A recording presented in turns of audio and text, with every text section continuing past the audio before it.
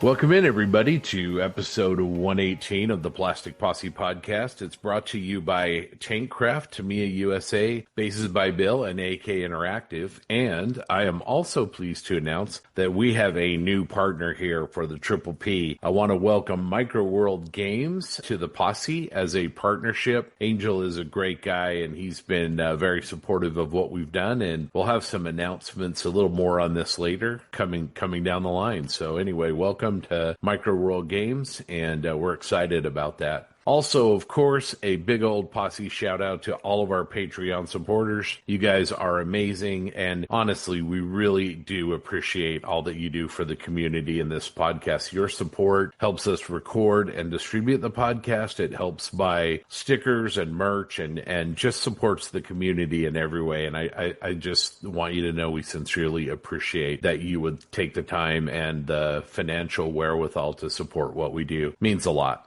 So no JB, no Jensen this time out. Let's check in with Grant and TJ and see what everybody's been up to. Let's start on the East Coast with TJ. TJ, what have you been up to on the bench? What have I been up to? Oh, I've been working on my Firefly 1C hybrid. It's all ready for weathering. I was like, what's that thing that you do to models? I couldn't remember. It's all ready for weathering. Everything is, I got all those. I like to put my stowage on the tank. Typically when I build it, sometimes I'll paint it on the tank, sometimes not. But I like to secure everything, paint everything, secure everything down, and then weather it, because I just think that's the easiest way to make the weathering match. Because if the tank is dusty, all the stuff tied to the back of it's going to be dusty too, right? Like that's just the way the world works.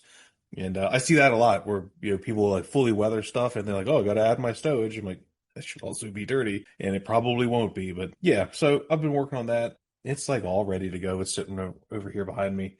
I don't really have a weathering plan on it yet. My reference is not. I only have the one picture, and it's coming from like a 3/4 side from the front, and you can't really see a whole lot. The running gear doesn't look that dirty. The tracks are not that dirty. It was like March 1945, so it was towards the end of the war. The tank itself, based on what I was able to figure out, is a relatively late production Chrysler built hybrid. So it wouldn't have been that old by the time it went through the Firefly conversion process. So it's probably in decent shape. Probably hasn't been in the field that long enough to have Churchill tracks welded to it. But yeah, I don't know. I don't know what I'm going to do with it yet. That's why I haven't really been messing with it. And then I've just been working on an SMC project. Haven't been sharing any pictures. You guys have seen some of the stuff that I'm working on, but yeah, that's a difficult one. I'm trying pretty hard and doing a bunch of stuff I'm not used to doing and haven't done before. So we'll see how it shakes out. I know that sounds super cryptic and kind of douchey, but yeah, that's what's going on.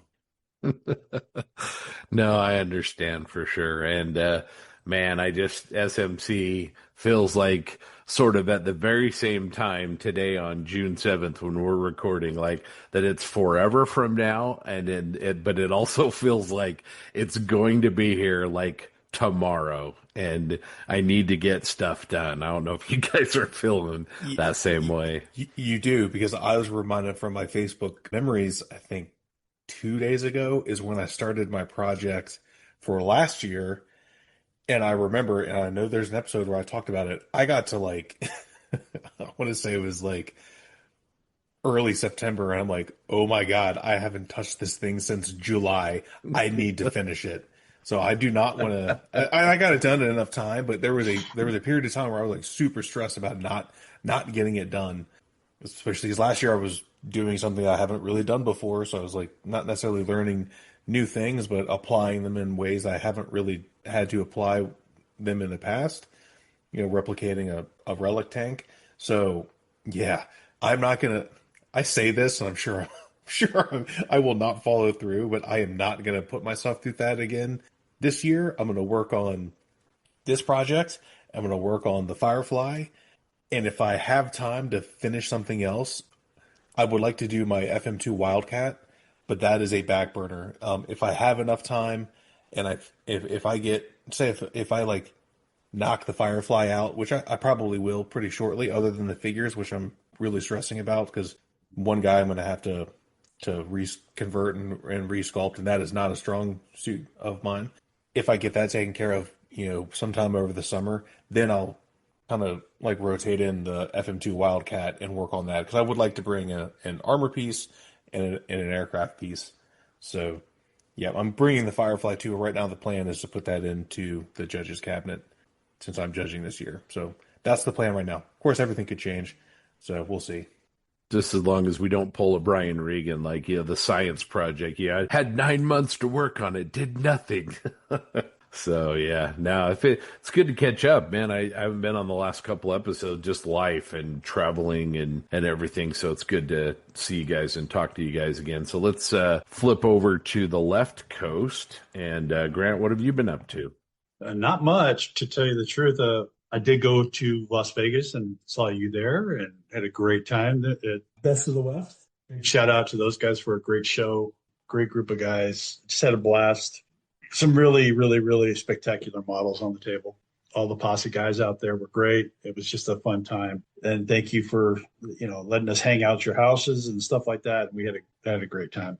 Myself, I've been a little bit working on my SMC. One of my SMC projects is the Empire Strikes Back Hyperspace Pod. I got some paint on that, some really dark blue gray. So I got some paint on that and shared it with a couple people. So that's get it going along. I'm kind of scared. I got one more project I want to start, but I'm out next week. I'm on travel next week for work, and I won't be able to do that one.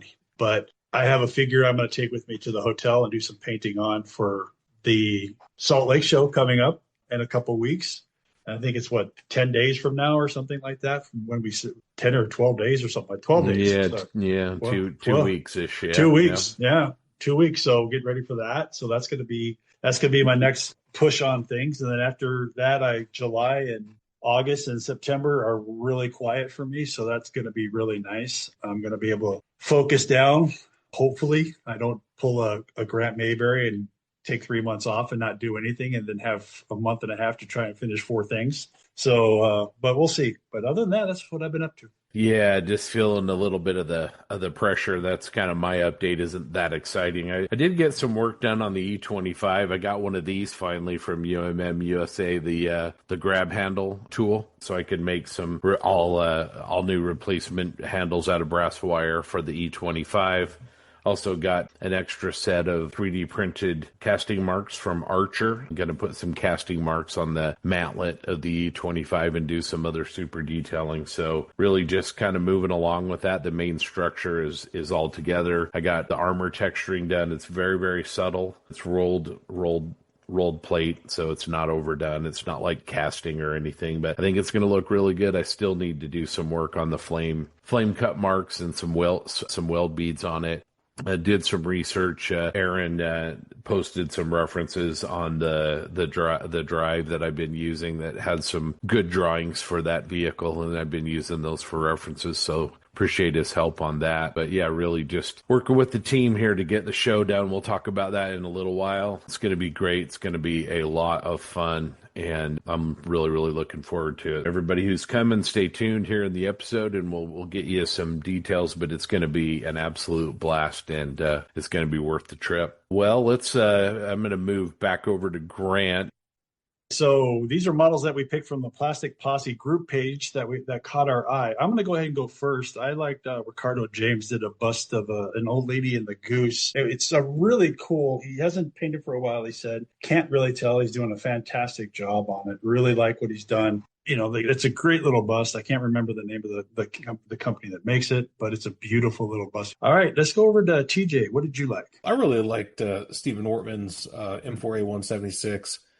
I've seen that model a lot. He's sent me pictures of it as he was building it, and he posted the final photos in the group, and man, it's just really good. He knocked it out of the park. I mean, I think it's no secret that I'm a sucker for both Sherbins and black and olive drab camo, so he's kind of like singing my song there. But yeah, Steven's awesome. He's a good dude. I can't wait to see him in October. I'm bummed I only get to see him once a year, but yeah. Man, he is a really good model. He's a damn good modeler, and he knocked that thing out of the park. So, yeah, loved it. That's a good choice. I was wondering, looking through the group, there's some a lot of really good Shermans on there right now. I was like Yeah, wondering which one that was going to maybe catch your eye. Yeah, I agree. I love the black and the OD and the black camouflage. Looks really good. Looks really, really good. All right, Scott, what about you? Besides stealing the one I wanted to take.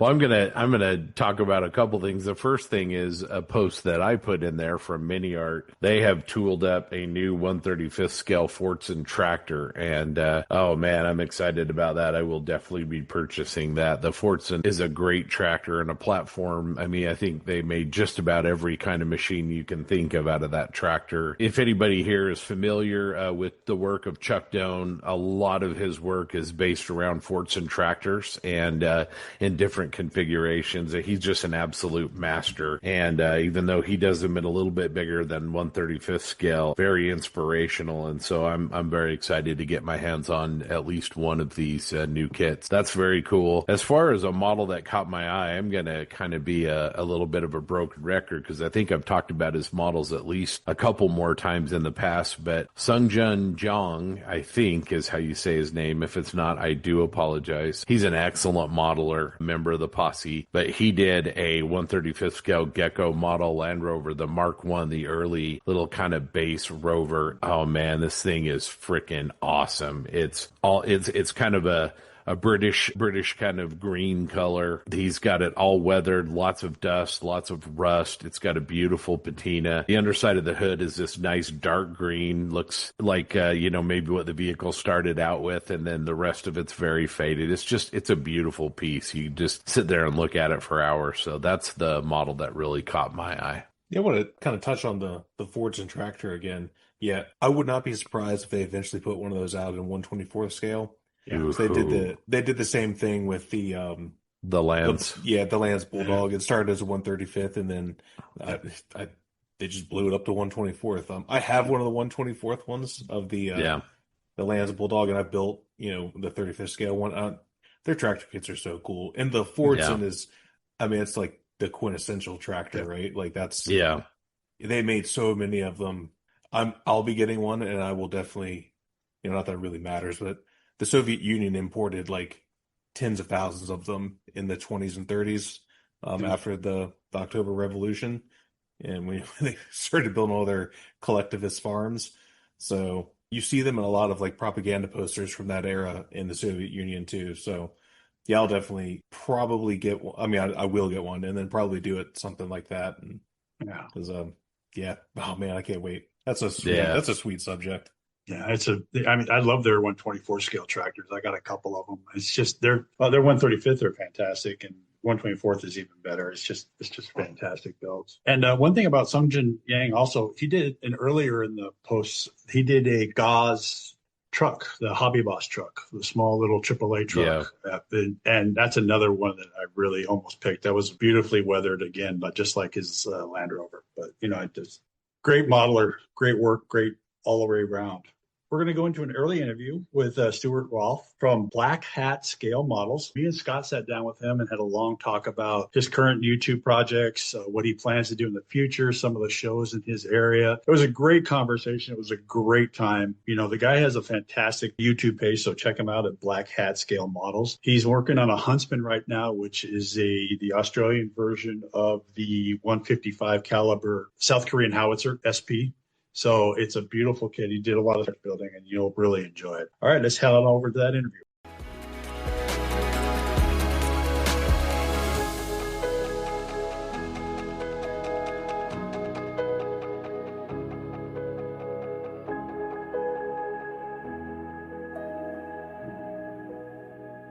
Well, welcome in, everybody, to another interview for the Plastic Posse podcast. I am here with my brother-in-arms, Grant Mayberry. How you doing, Grant? Good, sir. How you been? I have been busy, but good. We're here on what, for us, is a Friday evening after work, so Grant and I are both smiling. And for our guest is actually a day in the future. We have Stewart from Black Hat Scale Models here with us. Stewart, how are you doing? Fantastic, Scott. Hello from the future. Lovely Saturday morning here in Brisbane in Australia, and no sun, but great day for modelling. There you go. Well, I have been a subscriber to, and we'll talk about this more coming up, to Stewart's YouTube channel for quite a while, and we see each other online, but I haven't had this opportunity to talk to Stewart that much, except for the 48 and 48 annual event that all three of us are huge supporters of.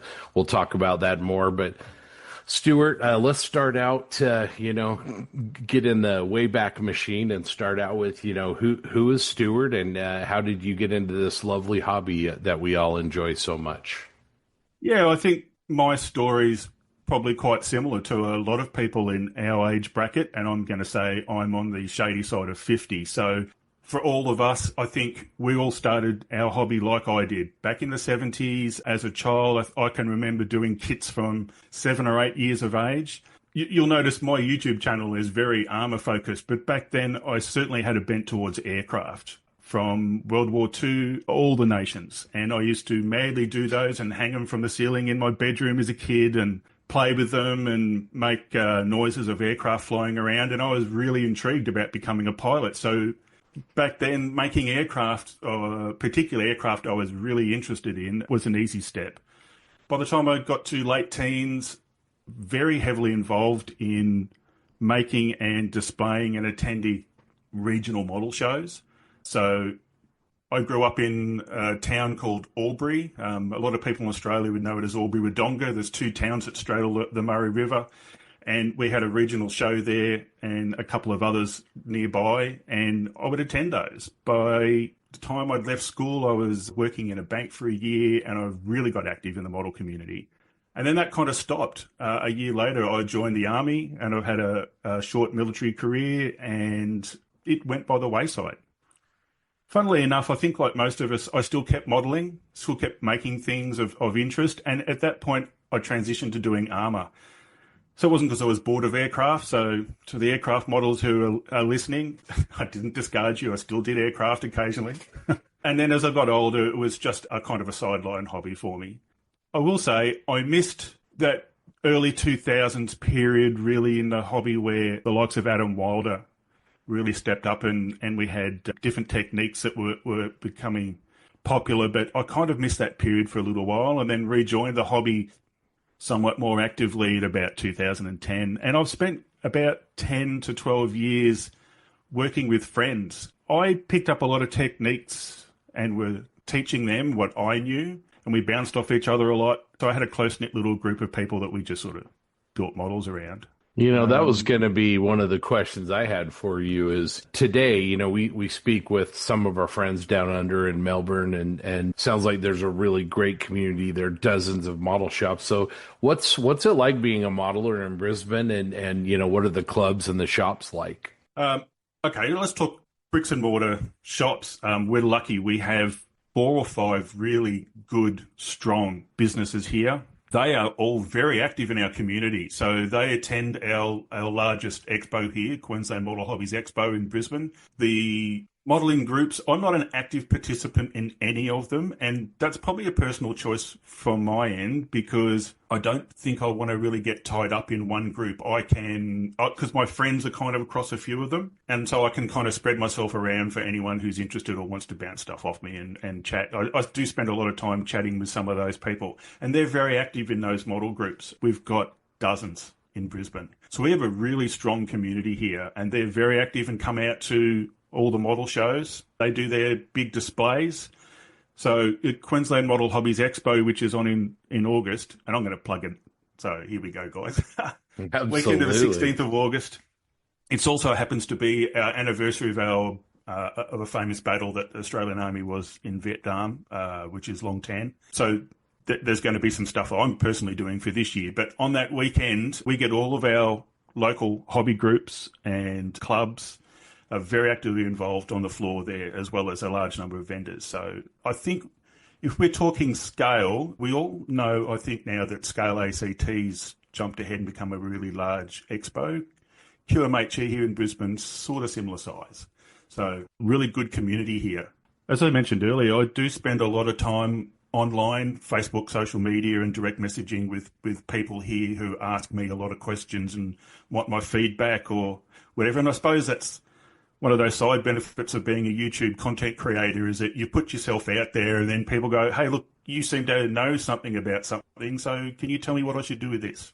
I actually love that aspect of the hobby. I think it's great that socially we can get together, not just face to face, but online or through all those other mediums, and we can talk about what we do and what we build. And that's a key driver for me. Yeah, that's a great, I was very impressed with the amount of shops you have in that area. First of all, that's brick and mortar shops. That's amazing. It's more than I got here in Los Angeles, which is fantastic. I mean, and then the group numbers are great too. I mean, that's one phenomenal.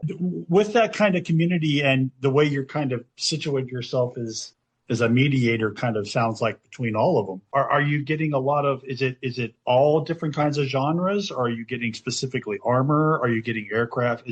How is that going? Yeah, that's a great question, Grant.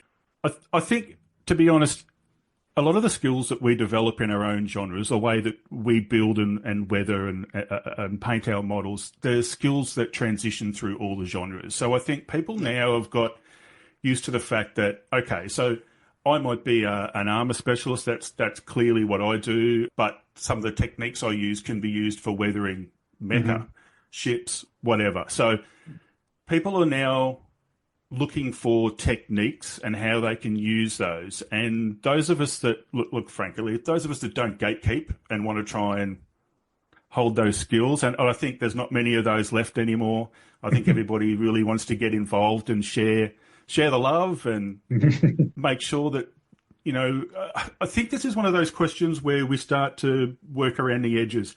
We've got new genres that we think are new, Gundam, etc. So, they've been around for a very long time, but they're coming more active in our community. They're finding what we have in the greater scale modeling world, and we're discovering what they're doing. And I think there's been a lot of cross-pollination of ideas. So I get asked a lot about specific techniques, and I'll just, spend a bit of time online with somebody and they can use that for their genre. And I don't think I have it. There's not one genre I think I haven't touched in some way in maybe the last 18 months. So, yeah, it's quite that's cool. great. That's great. Yeah, I agree. I think it's becoming more people are asking for ideas how to do stuff, not asking how to paint a certain thing. So, a good example is airbrushing. You're seeing airbrushing coming into the Gundam categories. You're seeing it coming into Warhammer. You're seeing it coming into. So people are just asking, these people don't know how to use an airbrush. So they're asking people like yourself, how do you use it? How do I fix this? How do I do that? And that's what's one of the great things about people like yourself on YouTube, that you can reach out and be able to help these people. So, that's really, that's a really great thing. So I kind of want to go back a little bit, and I want to talk a little bit about your model, your page a little bit. So I've noticed, I've seen your page for a while now, and I've been following your Huntsman, your build, and congratulations for outbidding our buddy on that. So Clayton hasn't reached out. Clayton hasn't reached out to tell me his thoughts on that, but I'm pretty sure that, look, if we talk about the 48 and 48 thing, we both recognise that what we're doing is we're making a donation to the cause, which is solely what that's about. The fact that I can get a kit out of that grant that I can use for some content. Awesome, whatever. Oh, come on! Let's be honest. What you bid for was a chance to one up Clayton, and everything else is just frosting on the cake at that point. Yeah, it's all a bonus after that. Just don't open any boxes from Clayton anytime soon, okay? Just let them sit outside. You might want to get them wet. So some mystery box from Amazon apparently turns up. It's leaking oil or something like that. You don't want to tell you. But back to your husband, I've really found it interesting how you talked about in the first video in part one, how you scratch built a lot of the side armor and the hull armor and stuff like that. And that's a skill that I think is everybody could use. I mean, I think that's one of those skills that we all need, is to basically understand how to measure, how to cut stuff, how to, glue it to the right place and stuff like that. And that's what I'm talking about. I really like that, how that helps our community in the world. I mean, how it helps everybody. And that's just, I really enjoy that part of your show. And also with your Red Baron build, talking about one of your earlier builds, how you fixed that gap you had on the bottom of that aircraft was phenomenal. I don't know how that got through quality control, but it was great though. But you did, that kind of stuff is really impressive, and I really enjoy that.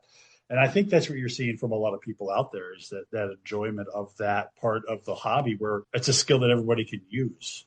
I think at the end of the day, it's easy to take a well-engineered kit and build that and have a lot of success with it and feel good afterwards. But I think for those of us who have quite a few years' experience in building models of varying degrees of engineering, I find the positive effect of overcoming issues with kits and working a solution far more rewarding than a simple slam build and putting it together and then putting it on the desk and going, oh, that was great. I built that in a couple of weeks. Nice kit and all, but move on. I've forgotten about it. Almost instantly. And it's not that just I pre-plan and want to move to the next subject, because gosh knows I've got a long list of things I want to build. But I think finding an issue with a kit and overcoming it and then telling everybody about it. And I did it with a paper Panzer build, which is East 65, I think, one of the Fists of War ones. It had a shocking sponson setup in it, and it was just flexed everywhere and had massive gaps.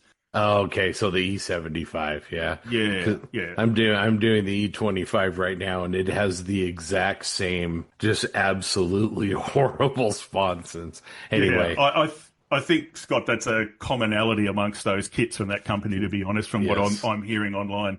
But I had people reach out to me after I posted the video on doing the build saying, oh my God, I'm having exactly the same issue with this kit, and I never thought that the way that you went about it would have been the solution. Well done, thank you very much. To me, that's kind of justification for spending time on working with, we always say there's no time for working with bad model kits, but to be honest, sometimes it's an interesting experience that gives you a reward at the end anyway. Well, I think it's like the finish of your model. I think when you can take a model that is a challenge, or even a model that maybe isn't a challenge but isn't very accurate, and then do what you're talking about, that really says, okay, this is Stewart's work. That separates kind of your work. I mean, there's nothing wrong with an out-of-the-box build, but certainly your build then becomes unique and has your fingerprints and hopefully not literally, but your signature all over the build, right? Yeah, absolutely. I couldn't agree more. The thing is, let's take it this way. If Tamiya puts a new kit out like the H39 and everybody runs to that and we're all building it, nobody wants to have a build that looks exactly like the next guy.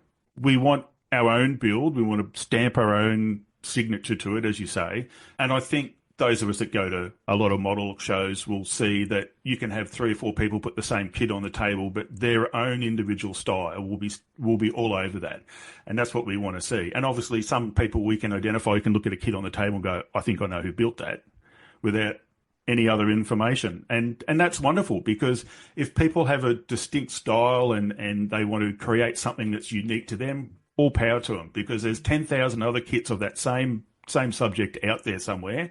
I don't want to do something exactly the same as everybody else.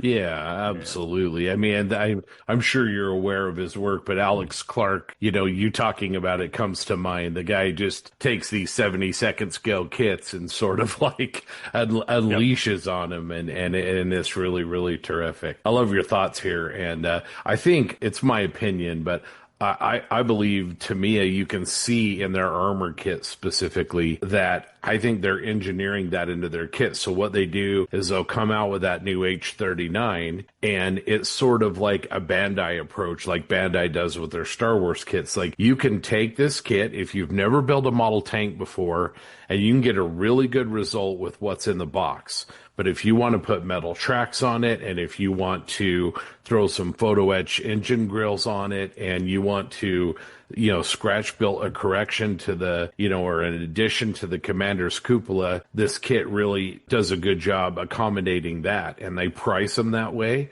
But I think you're exactly right. And I think Tamiya you can see in their new releases, really has embraced sort of that duality approach. Yeah, absolutely. I totally agree with you.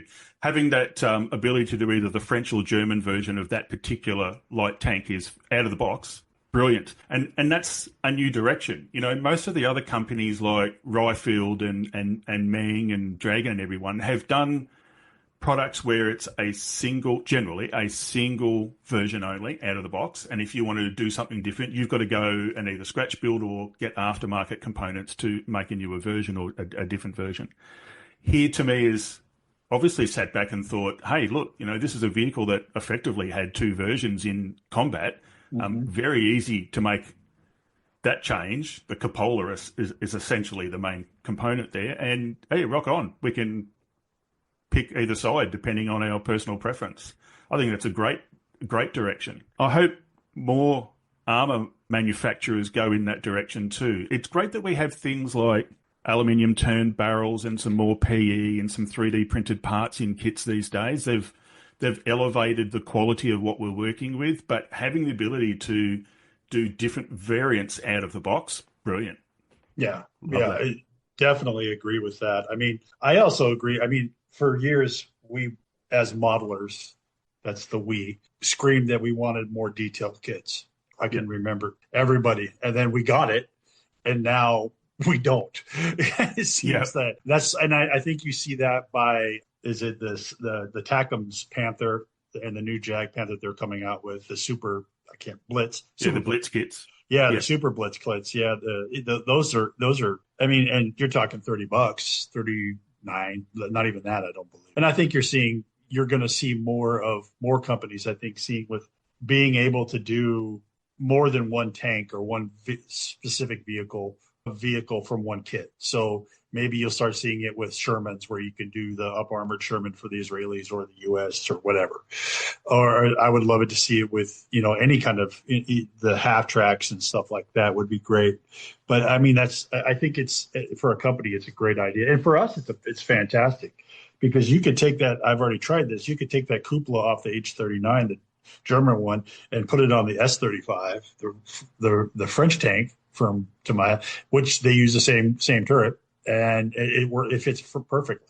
So you could either build the H-39 as a French and then convert your French S-35 to a German one. So, it's smart. It really is a smart way in a smart future. And it makes it's good for, like I said, us and people like you who have YouTube channels, and you could do basically a one of this and you could do one of that. So it's basically like almost getting two kits in one box. I need to write this down, Grant. You're coming up with content suggestions for me. Oh, we're getting ready for SMC, so I'm trying to figure out ideas for builds. So totally understand. I find this subject fascinating because one of the things for me is the reason I started my YouTube channel was it was an extension of what I was doing privately. Slight tangent here for a moment, but having a group of people, a couple of groups of people I was working with teaching techniques and armor building and whatnot, I sat back and thought one day, how do I reach all of these people in one easy style and provide detail and content that I know they want, but in an easily digestible method? I went, YouTube. I've been sitting there watching Martin Kovac for a few years here and others. Why don't I just do the same? So that was my motivation to start. And what I found was as experienced modelers, I think sometimes we forget that not everybody does what we do to the same level, same standard, or desires to have things as some would put it, overly weathered or whatever. Some people just want to go out and buy the latest Tamiya kit and build it out of the box at home with no extras and no other effort and just be happy with that. And they put it on their shelf or in their cabinet and they go, that's what I want. This change with TACOM to their Blitz and Super Blitz kits, and this H39 actually really is a great change of direction. I think to me is consciously sat down and looked at what's the market now and what do people want. That's kind of a reminder to me that there's plenty of people out there who say, look, I don't want to use more PE. I don't want to go and buy 3D printed parts. I don't want to own a 3D printer and be involved in that, but I want to make a model out of the box and make it well and just enjoy the hobby. And you go, yep, great. I'm here for you. There's lots of other people who want to support you to do that. And that's one of the great aspects of what we do. Well, that kind of takes me to one of your builds I wanted to kind of hit on for a minute here. We talked earlier about the 48 and 48. And for those listeners out there who don't know what that is, every year there's an event that benefits Models for Heroes in the UK. And it's grown to where there's an Australian component, there's an American component, and there's a European component. And part of that is build a 48 scale kit in 48 hours. And then, we also have at the Posse a 48 for our 100th episode. We had a 48th group build, and I think it was the group build that you did, but you did a base and 2 Cromwells. And, going back to what you said, sometimes you want to take a Cromwell and you want to go just nuts on it. And you've got a photograph of the entire tank all the way around it. You want to make sure every bolt is there. And other times you just want to sit down with a group of guys and for a good cause or for the esprit de corps, and you just want to make something and get something done and complete. And a lot of times it isn't just different modelers and different approaches. It's the same modelers and the same approach. I've seen you do, for instance, both ends of the spectrum. Yeah, I totally agree with that. Look, I think one of the things for me to keep fresh is when you do something like run that 100th episode group build, you've mentioned that with the 2 Cromwells on that base.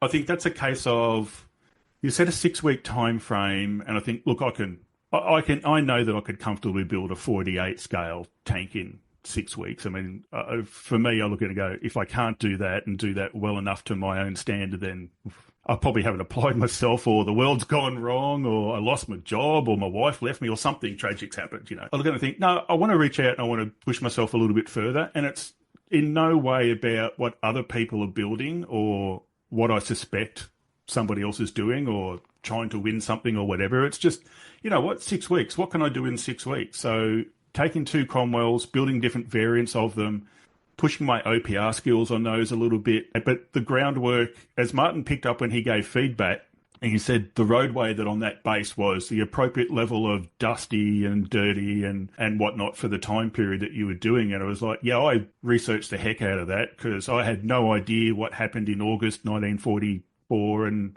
Normandy to the weather and the ground and stuff. I actually went on to the USPS, United States Weather Service, I can't remember, meteorological service, and had a look at some detailed data of what happened with rainfall in the 3 weeks prior to the date that I was going to set this at. And I spent 4 days researching stuff. You can't find enough photos online to narrow down a particular area in a particular time frame. They're all quite generic. So I don't know. I just deep dove into that and went, hey, look, what the heck can I do with this build? So that kind of worked out well. Although it did pick up that, because I sat there and looked, there's a massive negative space in the foreground to this because I've done a field next to a hedge.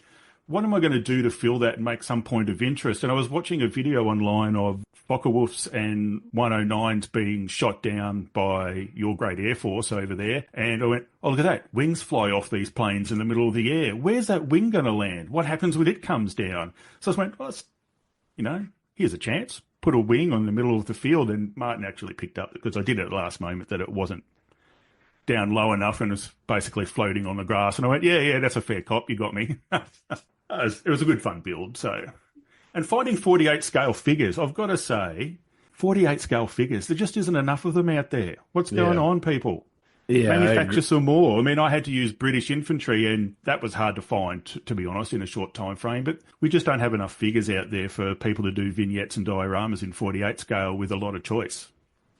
Yeah, I agree. I mean, Tamiya's done a really good job, I think, in reigniting the armor in that scale. I mean, they're well over 100 new releases, and you've got other companies as well. But yeah, I agree. We could use a lot more figures in that scale. Well, going back to, the 48 and 48, we'll stay in the numeral section here for a moment. But I just wanted to, first of all, express my appreciation. But you really went above and beyond, and I'm going to embarrass you a little bit here. But I mean, supporting the event in Australia and then also here in the States, it means a lot to us. And that event, being able, the magic in it for me is we share this language. I've talked about this over and over, but we share this language, we share this passion. And to get to take something that really allows us to blow off steam and be creative and take some of our downtime and do something that means something to us personally, and then apply that and do some good for some other people just is so tremendous. And it's something that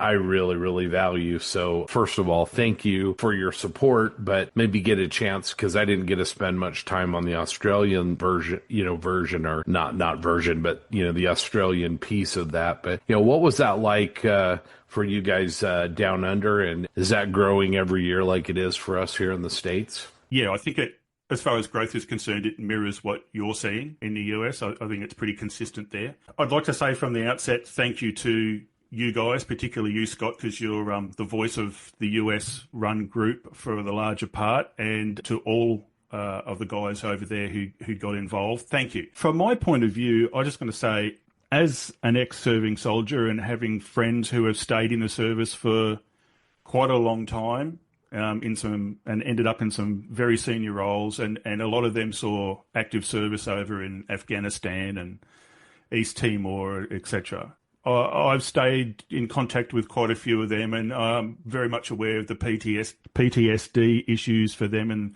the support or lack of support they've got post-service. They're common issues around the world, and I'm a massive fan of the 48 and 48 weekend and Models for Heroes in the UK.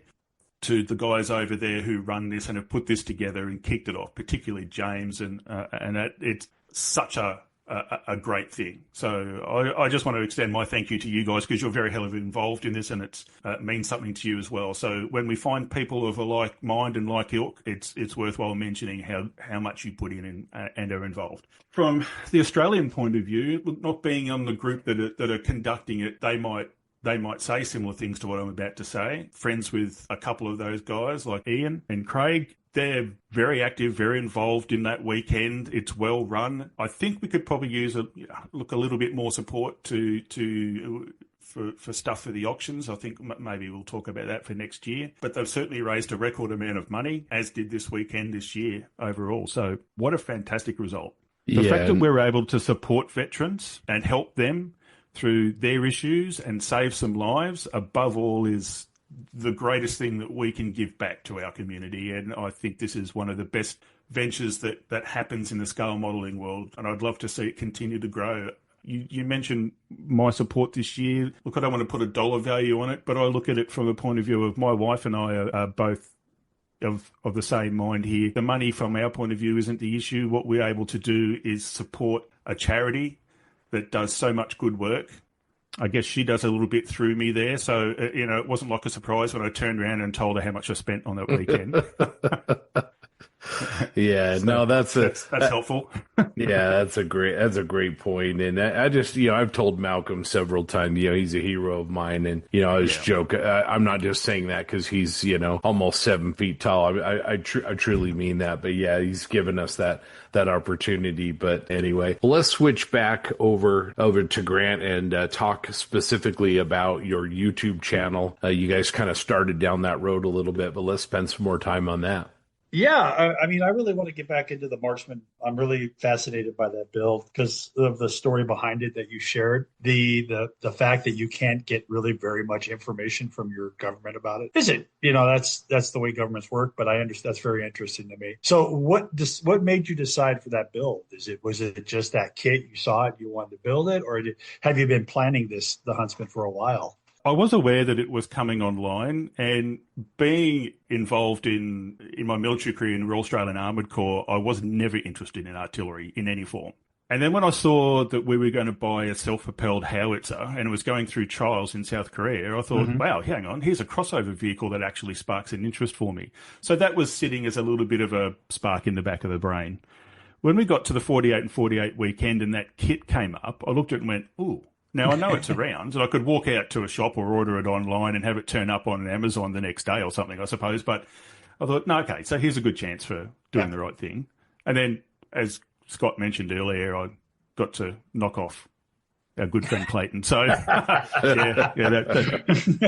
can't say that didn't enter my thought on the day. But then Dave Goldfinch was spruiking the kit prior to the auction starting and went, and you guys could probably build the Australian AS9 Huntsman out of this. And I went, hang on, here we go. I'm in. So he suckered me in there. No, he didn't.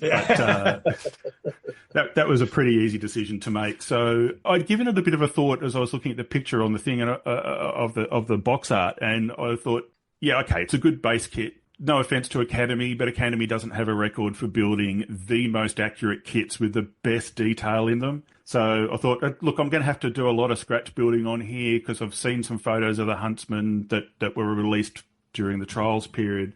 So I knew what I was up for.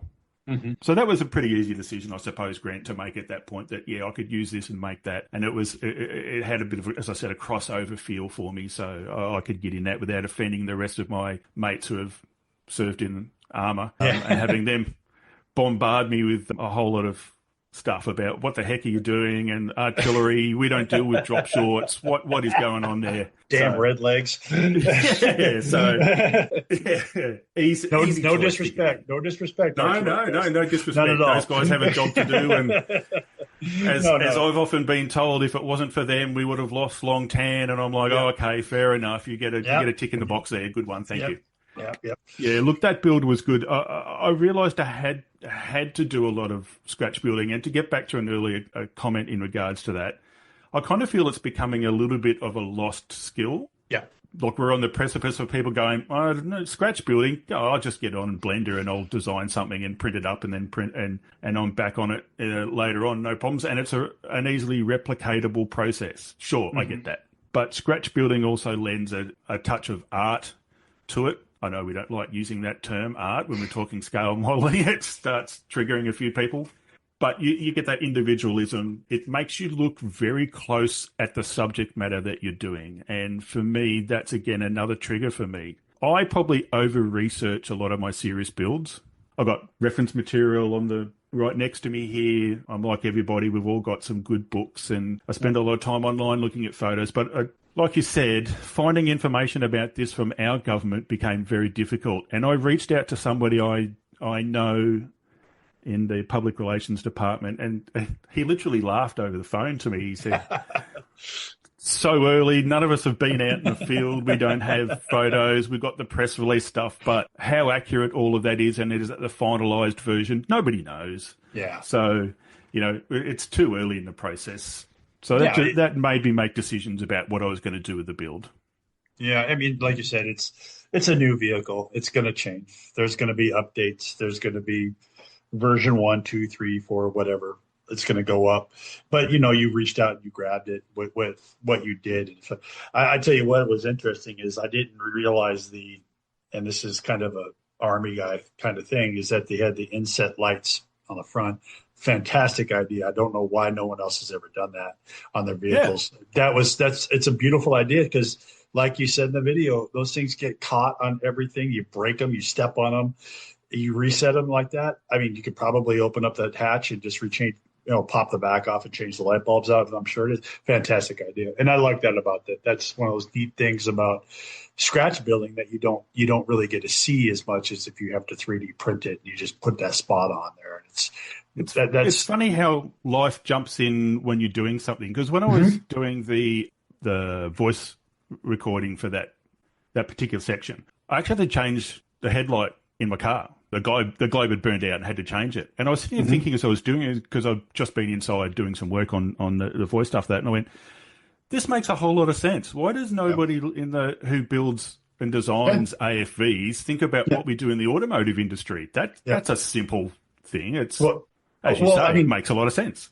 Just think about how much I was on Bradley's, I was on 113s, I was on, Humvees like that. You got water in those lenses all the time and it would rust out. But if you have them inset like that, you don't have to worry about that as much because they're inset. So you don't have that seal that can break or you get a gap in somehow. And then, it's just a fantastic idea. I just one of those ideas that you kind of hits off your, head. You're like, why didn't anybody else think of that?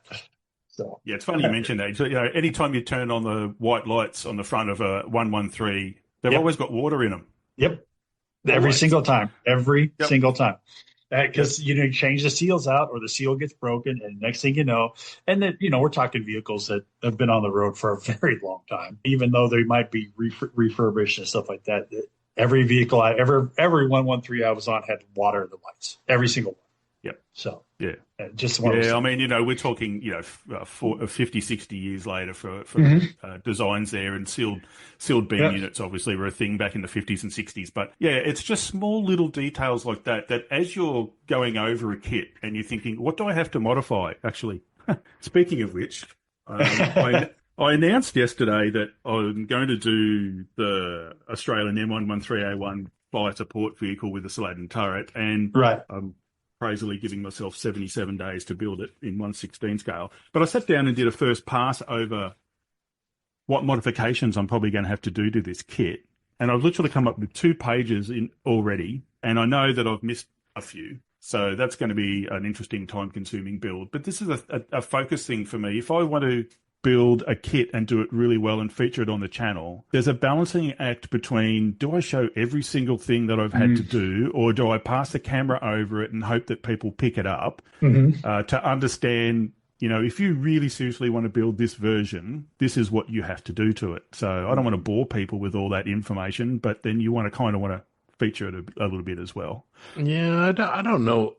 I don't know if boredom's I mean, certainly some people will be more interested in that than others, but I think people that subscribe to your channel probably begin to have expectations and say, okay, I know I'm not going to get just a straight out of the box build here. I'm going to get some research behind it. I'm going to get some scratch building. And so I think you just keep being you. I mean, that's not that I'm the king of YouTube channels. I mean, we certainly not. I think that, if you referenced Night Shift a little bit earlier, I think Martin and I speak pretty frequently. And what I always tell him is, look, you're a fantastic modeler, but that's not what makes your channel so compelling. It's the way that you portray techniques, even when you make mistakes. It's the way that you use self-deprecating humor. It's the way that your narration has some funny things in it. It's you being you, and that I think that's what makes his channel special, and that's what makes your channel really great. I love that. What's the title of your Bushmaster video? Like,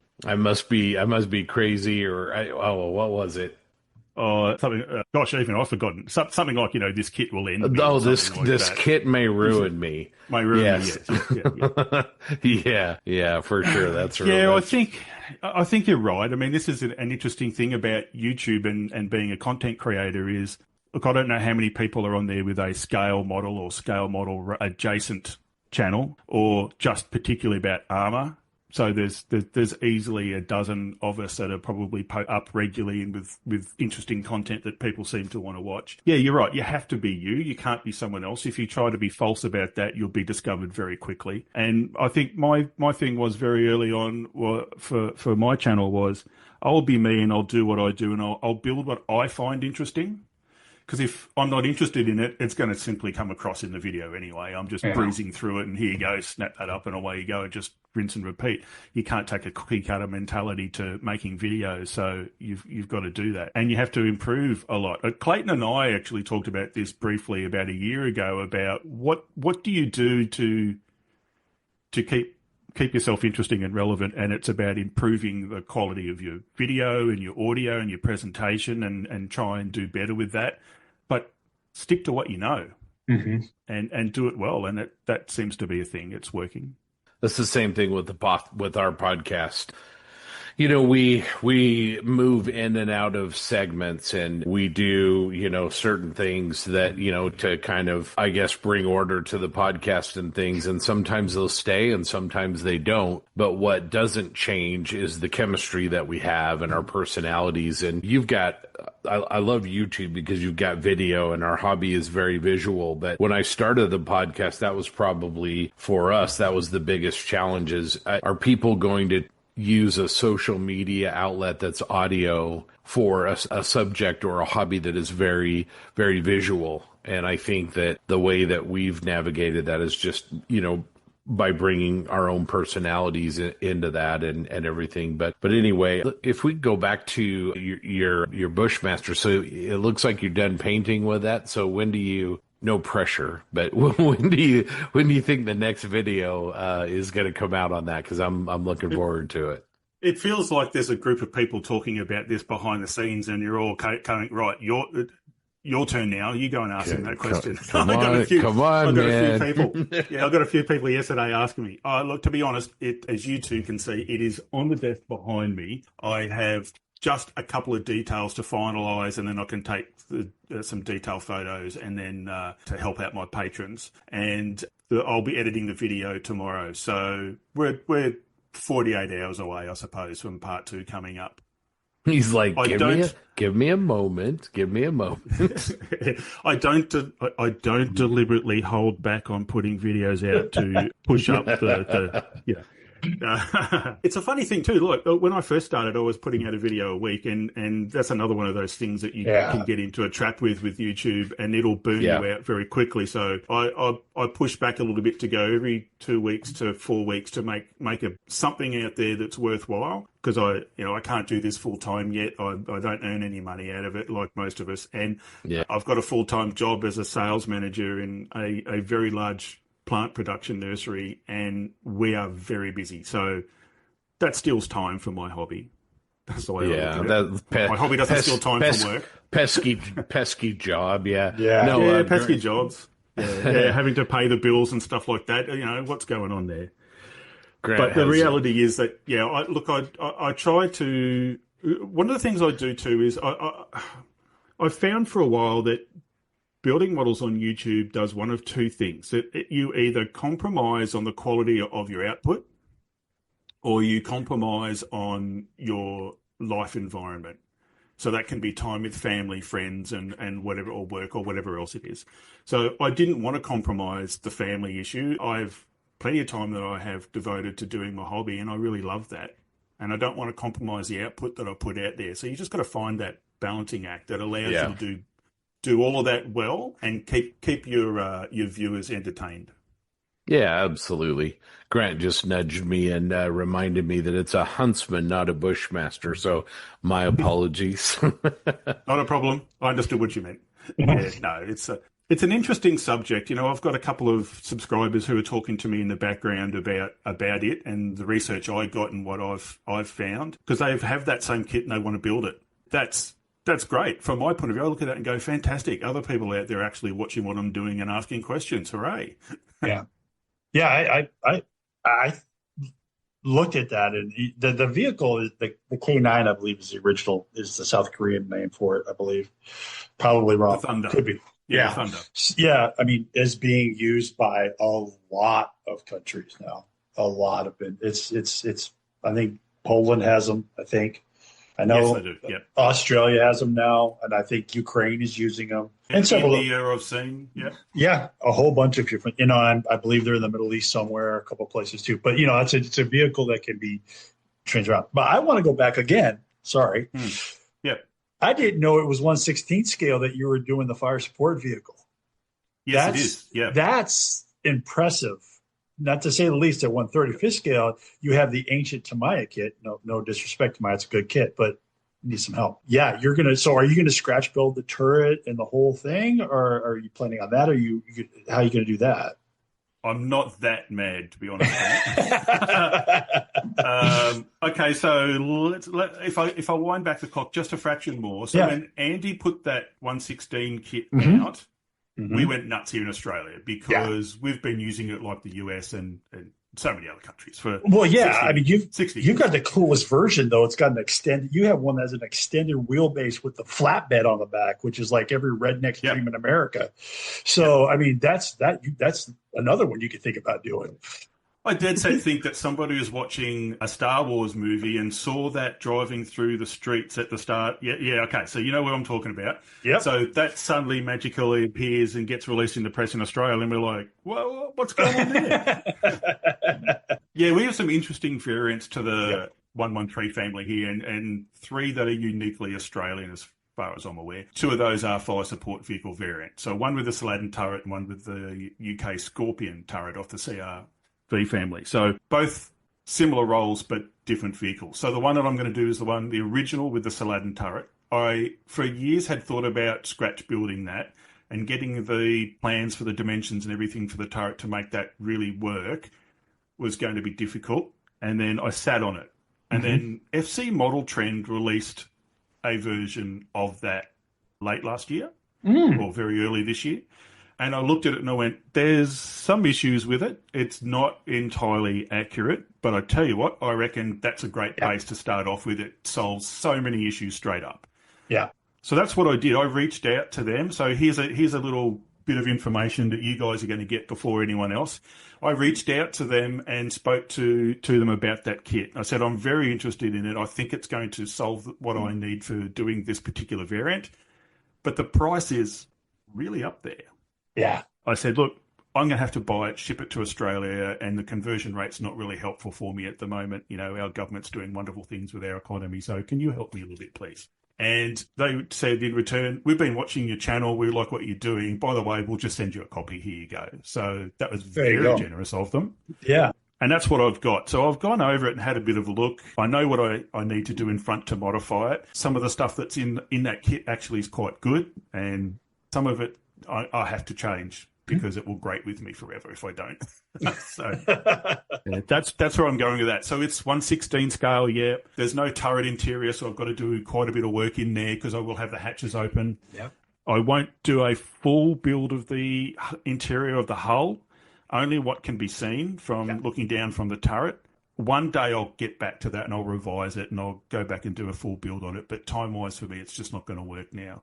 I'd really like to get this done in the 77-day schedule I've set, and in 16 scale, that really is a challenge.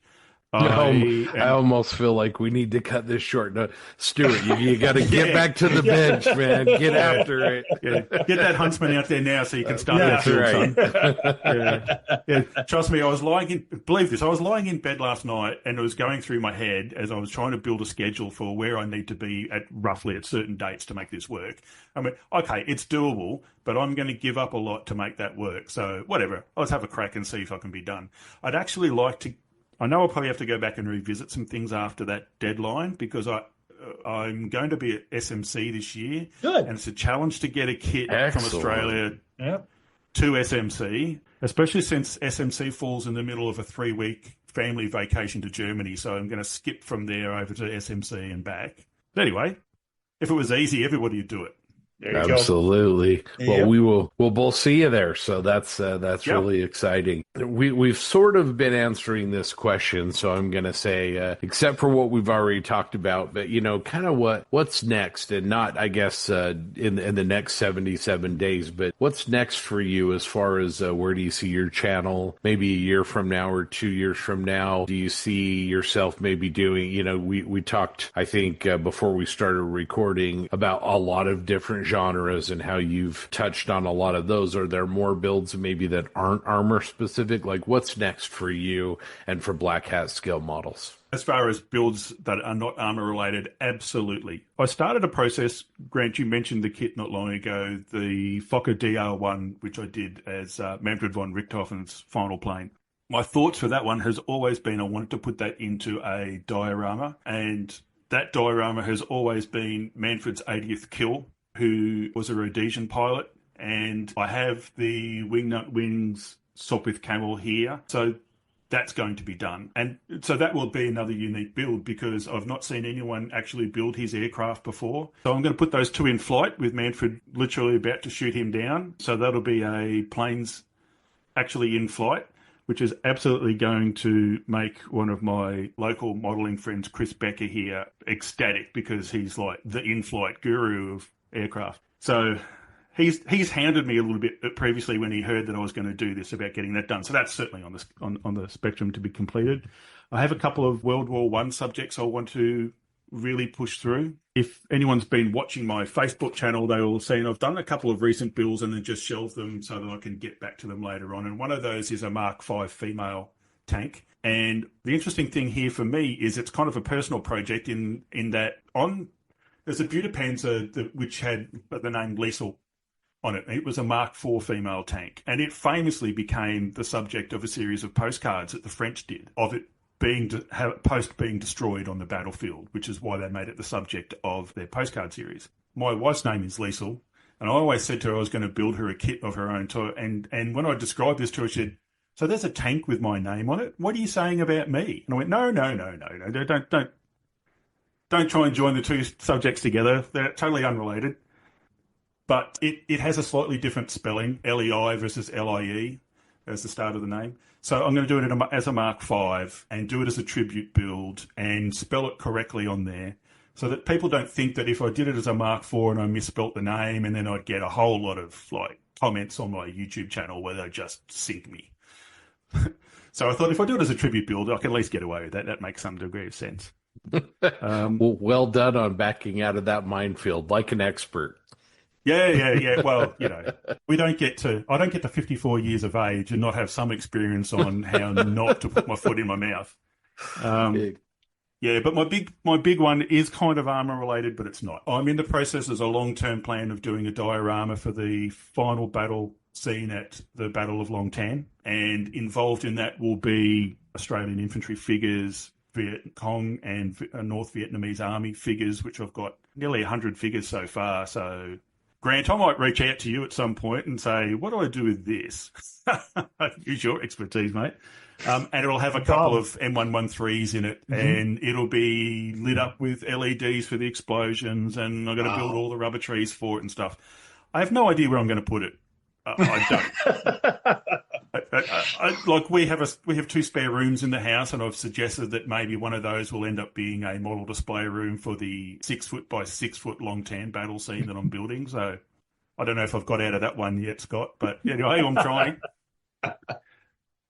So yes, there's quite a few projects. All of those in some way will feature on my YouTube channel. Obviously with a big project like doing a battle scene of that scale, I can't put the entire build on a channel. It's way too much effort. But, we can break it down into some sub-components and then, work on the final stuff. Yeah, a lot of serials, episodes is, with that many figures and undoubtedly scenery elements and everything. That sounds like it'd be really, really great. Well, while we're talking about that, as we start to wrap up here, tell the listeners where they can see your work, your YouTube channel, Facebook page, any other social media links that you have. Certainly. On social media, my primary source now is Facebook, so you can find me at Black Hat Scale Models. I'm posting there pretty regularly, and I drop stuff on there that doesn't appear on the YouTube channel or for my patrons. They get something different. You can find my YouTube channel at Black Hat Scale Models. I'm posting there fairly regularly these days, but you might see the odd extended time period depending on the subject. And of course I do have a Patreon which I run through there as well, and they get to see a majority of everything I'm doing. So there you go, 3 sources you can catch up with. Although there might be a 77-day delay, so if you go to the channel and you don't see anything new, hang in there. Yeah, I have plans for probably doing a 3-part build series for that, and I will say right now, part 3, if it's a 3-part, part 3 will not have the finalised item on it. We're planning to do a reveal at Queensland Model Hobbies Expo on August 16, and because one of your Brotherhood podcasts will physically be in attendance, we're going to get them to, I'm going to ask Dave to do a bit of a reveal on there and get them to have a look at that as a bit of a special treat for his guys and for mine. Yeah, nice. Give those guys our best. Yep. Yeah, we'll do. Yeah. Yep. Yeah, so that's what I've got coming up with that. So it's going to be interesting if I can make. I really don't know if I'm going to make that deadline, guys, but I'm going to give it a red hot go. Yeah, give it a try. You can't, you'll make it. We have faith in you. You're going to. I'll have something built. Yeah. It might be Star Wars, but it'll be built. Yeah, true. Look, I'm doing demonstrations at that event too, and I might just mention, because it hasn't been announced yet, that Ben Flood, a well-known figure painter here in Australia, very good guy. Yeah, Chris Becker and myself will be doing demonstrations all weekend, so there'll be multiple ones you can catch up with, and they'll all be specifically related to either figures, aircraft, or armour. So good cross section for everybody. Yeah, you need to give us the information about that. Send us an email and we'll put it on the show too. I mean, we do a shout out for shows coming up, and I'm definitely going to promote that. The work your guys are doing down there. It's definitely. Thank you. Yeah, no problem. I'm just glad to do it. Yeah, thank you. Well, we appreciate you joining us, Stewart. This has been fun. I could probably go on for 2 or 3 more hours, but you've got models to build, my man. So, yeah, I have. I can't get out of that. But no, it's been really, really terrific, and I know that I really want to get to Australia for a show, maybe in 26 or 27. But really, really want to get down there. You guys have the community you've described, and yourself and Clayton and Sam and Link, and I mean, just you guys have amazing modelers. Ben, you mentioned, just terrific. But anyway, appreciate you sharing some time with us. Thank you for your support of the 48 and 48 event, and keep making great videos. Yeah, thank you. And thank you, guys. I really appreciate your support and the work you do, not only with the podcast, but what you're doing with that 48 and 48 weekend. It's awesome. And thank you. Absolutely. Wow. It's awesome that Grant's in LA and I'm in Utah, and you're in Australia, and we're talking mostly the same language. So anyway, yeah. Well, hopefully we get to catch up soon, Scott. I'd love to get up to your show up in the Rockies and come and have a look at that. And I've tentatively planned to do that next year. So there you go. Looking forward to catching up. Yeah, be honored to have you. And in the meantime, in October, make sure you come see us, and we'll be on the lookout for you over in the Netherlands. Yep. Awesome. Thank you. That should be great. All right. Well, everybody go check out Stewart's Black Hat Scale Models on Facebook and also on YouTube, and check out his builds. I think you're really going to enjoy those. He's been a terrific guest. So thanks again, Stewart, and we'll talk to you soon. Thanks, Stewart. Thank you, guys. Thank you.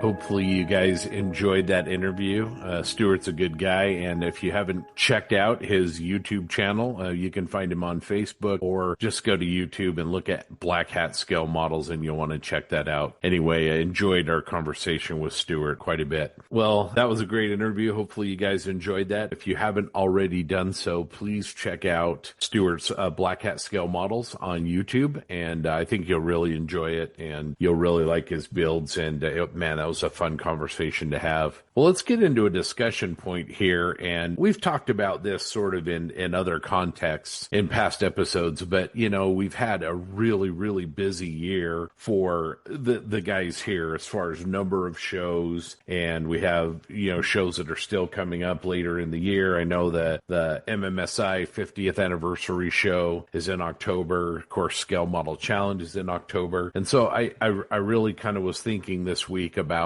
inspiration, and specifically, like, where does the inspiration for a specific build come for each of you? And I'm here in a second, I really want to get your perspectives on that. But obviously I think a show is a motivating factor, and we'll get into that and everything. But what really, when you look at your wall of kits, and I'm looking at all of you listeners, don't deny it, you've got a wall of kits in your basement or wherever, but what makes you walk over and grab that subject and say, okay, I've got this idea, or I'm ready to go on this now, or what is it that sparks that new build, that new diorama, that new figure or bust that you want to paint? Also, is it usually the same process? Do you kind of follow the same thing, and that's what really inspires you over and over and over, or how does that vary? And I think maybe, Grant, maybe we'll start with you. I know you've been doing, in the last couple of years, you've really been doing a lot of figure painting, a lot of bust painting.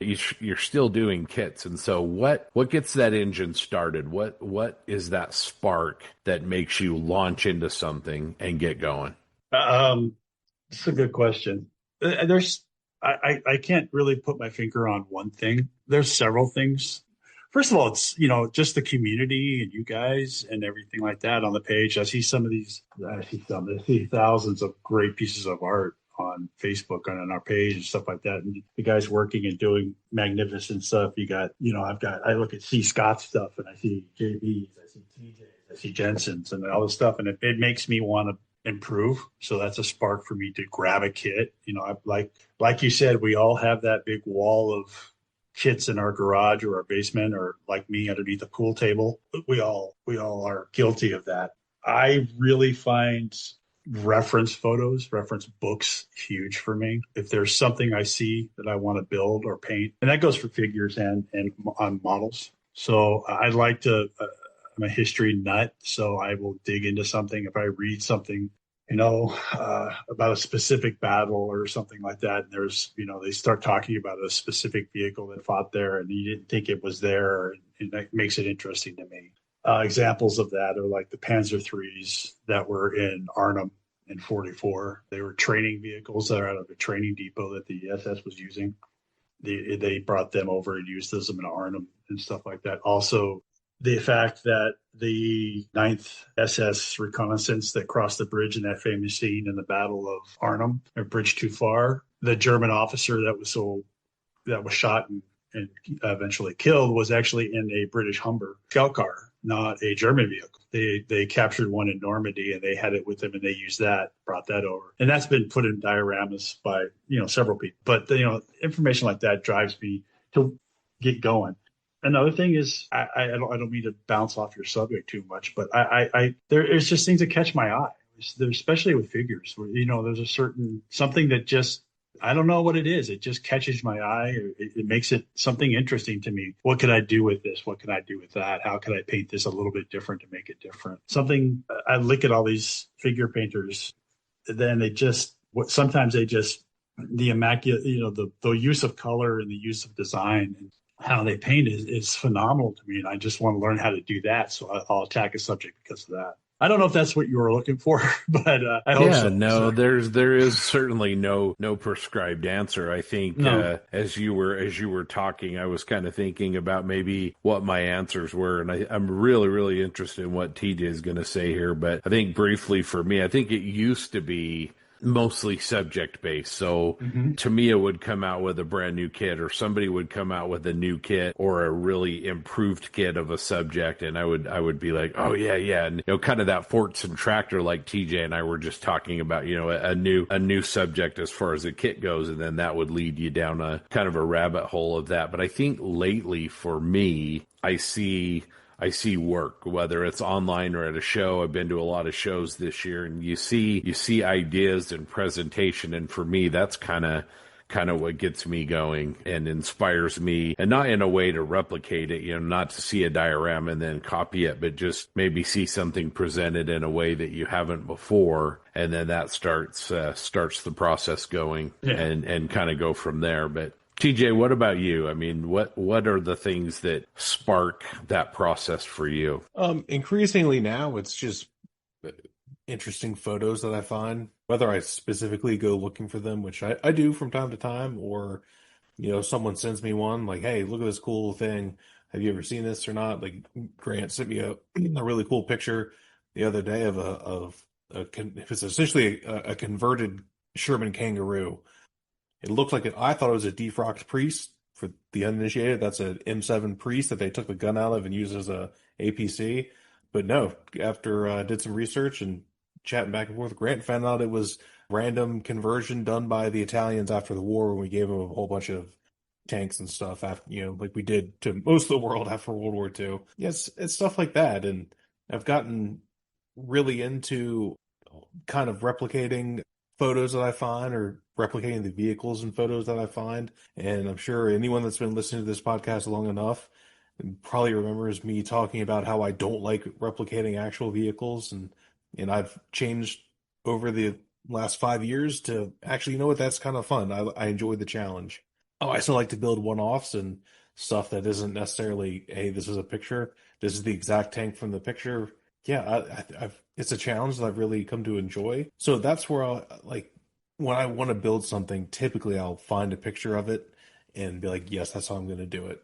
And I've done it with almost everything I've built recently, even stuff that I haven't finished. The Kubel wagon that I built, that was based on, granted, it was one of the marking options in the kit, but they don't really match what the vehicle really looked like. So that's what I did. And I did it with Tacom's little, was that the 250, the tiny half track. I found a cool picture of one of those, and I was like, yeah, that's the one I'm going to build. So I built it, or it's almost done. I should probably finish it, but yeah. And the general inspiration, the answer that everyone loves to give, my friends, which is true. I'm very fortunate that I'm friends with a lot of really good modelers, and yeah, being able to feed off of that and their work to inspire me and push me to do better. I mean, I couldn't ask for anything else. I mean, I live a blessed life, so I'm not gonna act like I don't. But yeah, that's I'd say that's probably the best answer I could come up with. You know, as you were talking about building from photos, I was kind of thinking about the duality of that because in some ways I think it is helpful because it can give you a roadmap. I think back to your captured Sturmgeschütz 3 and as far as weathering and you know what it looked like the paint that had been applied after it had been captured. I think it can be helpful for that, but it can also be incredibly restricting as well. And so I think there's a little bit of kind of two sides of the coin on that. And I think it takes a real skill to do that. And then the other thing is that, and I'm interested in your thoughts on this as well. But the other thing is, as I get older, maybe it's the science fiction modeler in me, but find myself more and more kind of wanting to put a model on the table if I can that's a little bit individualistic. You know, my Lance Bulldog tractor that I didn't paint it one of the factory colors. I painted a different color. And, you know, trying to find ways, this E25 that I'm looking at as a paper pantser, but trying to find models that give you a little bit of room where you can kind of straddle that line of maybe doing something that there isn't a historical precedent or photograph for, but also something that looks realistic in your impression of it, you know, something that looks believable, if you will. So not necessarily the X-Wing with the RAF markings on it, but an X-Wing that maybe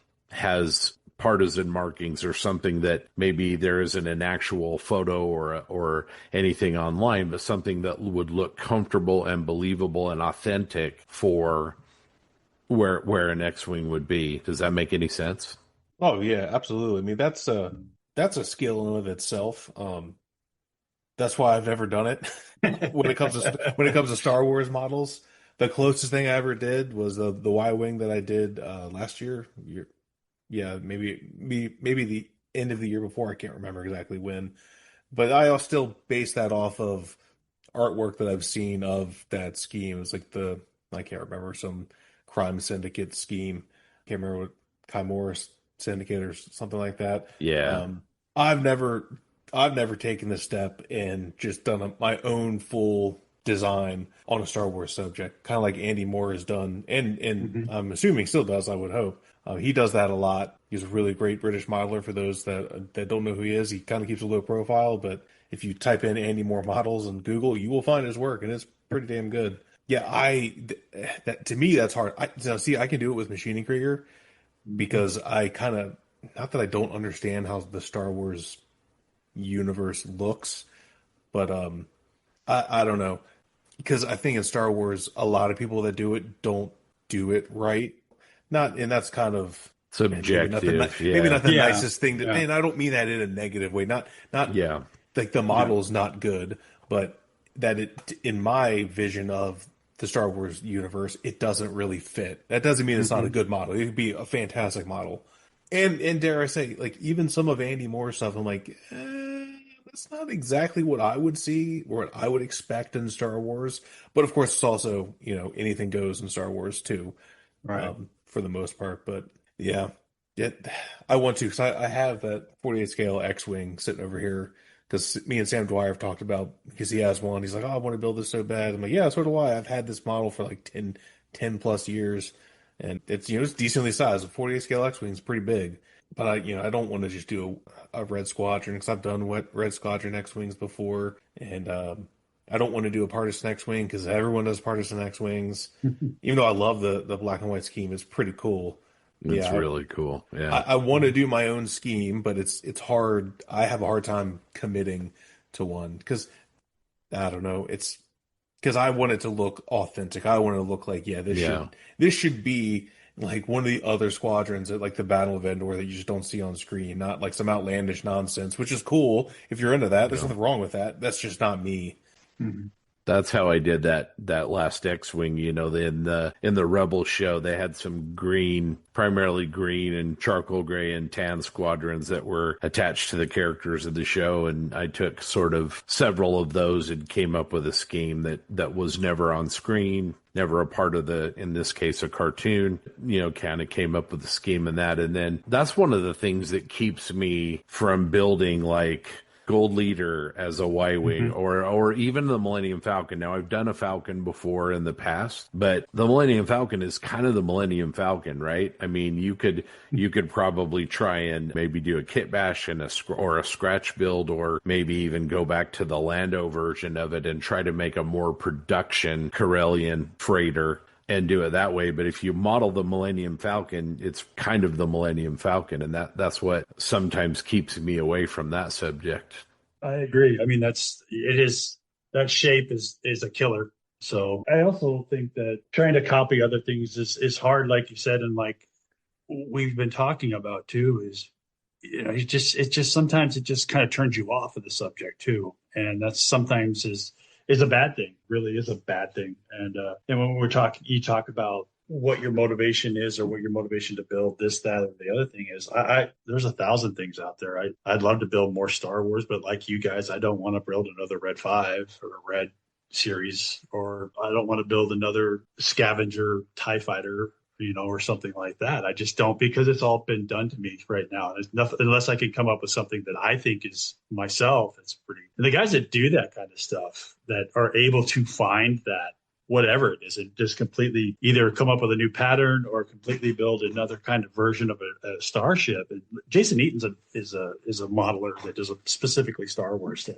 a lot of Star Wars stuff. Fantastic builder, but he just did the transporter from Empire Strikes Back, the half-shaped one with all the pods underneath of it, and it was at Wonders Fest, and it was quite lauded very well, and stuff like that. But then I see that, but it's like, okay, so someone did it now, so can't do that again, But I don't know. There's a lot of things that make me want to build models. There's a lot of things that don't want, I don't want to build models. Same with figures. I've painted enough figures where I'm at the point now where I don't want to paint another one like that, because I've already done it twice or 3 times. I don't know. I don't mean to be Debbie Downer on this, but sometimes it just, there's a point where you just have to step away a little bit and just kind of find your own path again.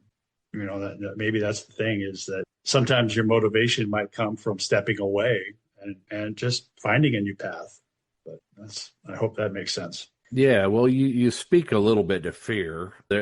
I certainly don't want to intimate that if you make a Star Wars model, you got to make it off script. To people that are working on a Red 5 or a Gold Leader or the Millennium Falcon, a lot of guys really sincerely want one of those in their case that's executed, and an AT-AT is same thing, I mean, they kind of, sort of the canon ones all kind of look very similar, a lot of the ties. And I'm not saying there's anything wrong with that. I mean, do them just like doing a Sherman from a historical photo. Just for me personally, that motivation is to put something on a table at a show somewhere that brings a little bit of me into it, has become more of a motivating factor than it used to be.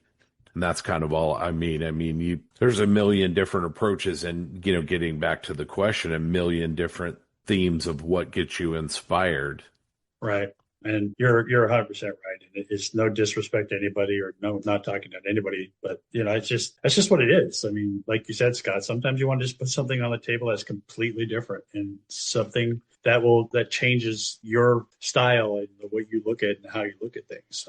I think car guys are a great example of that. Some of the stuff that they put on the tables are phenomenal. I look at those things and I'm like, how the heck do you do this kind of stuff? And the displays that they have, and just fantastic. And, that's a motivation and stuff like that. So we definitely saw a lot of those at the Best of the West. There was 40, 50-year-old monogram kit sitting on a table that looked like one of the best aircraft out there, And so it's just crazy what motivates you. What doesn't motivate? I just find it interesting that we have this conversation, and right now I'm kind of been focusing on a couple small little projects for shows and stuff like that. But what I'm thinking in myself, what's my next motivation myself? I mean, I don't know, and I'm really hurting to find that, and it's kind of sucking the energy out of me right now. And it's what do you do? What about TJ? What about paper panzers? Whether it's a T-57 or T-58 that maybe was a prototype, or an E-25 that never was even built, or a mouse, is that something that you're interested in doing at some point? Oh yeah, I love hypothetical vehicles.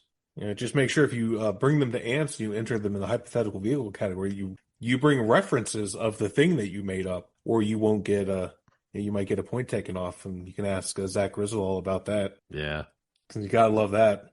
So kind of getting back to the inspiration, when you're working on a project for the next show you're going to go to, whether, it's Atlanta or SMC or whatever, what really gets you fired up? What gets you going down that rabbit hole?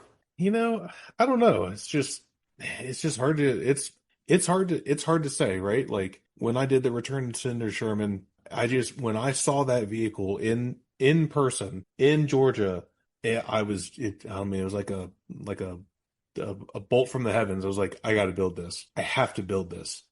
There was nothing really that special about it, other than the fact that it still exists, which is cool.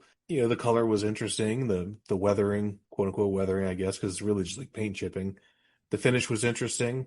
The tank itself wasn't that special. I mean, it was kind of rare. The hull, just because there was only maybe like 100 of them like that, but that's still, not like a one-off or whatever. I don't know. I had to build it. And then this year, the picture that I found and the subject, I was like, it's not the original one that I wanted to do. The original one that I want to do has been done before, at least once, by other really good modelers. I think my version would be just as good as the other ones, but I've seen it before, and the subject I chose this year, I have not seen done. It may have been, I don't know. But I was like, you know what? I need to build that. I need this on my shelf. I need to put this on the table. And I needed to do it as a testament to myself, just because it's a challenging subject. And I was like, yeah, I want to do that because I think I can. And I want to prove myself right. I hope. I hope I don't prove myself wrong. Yeah.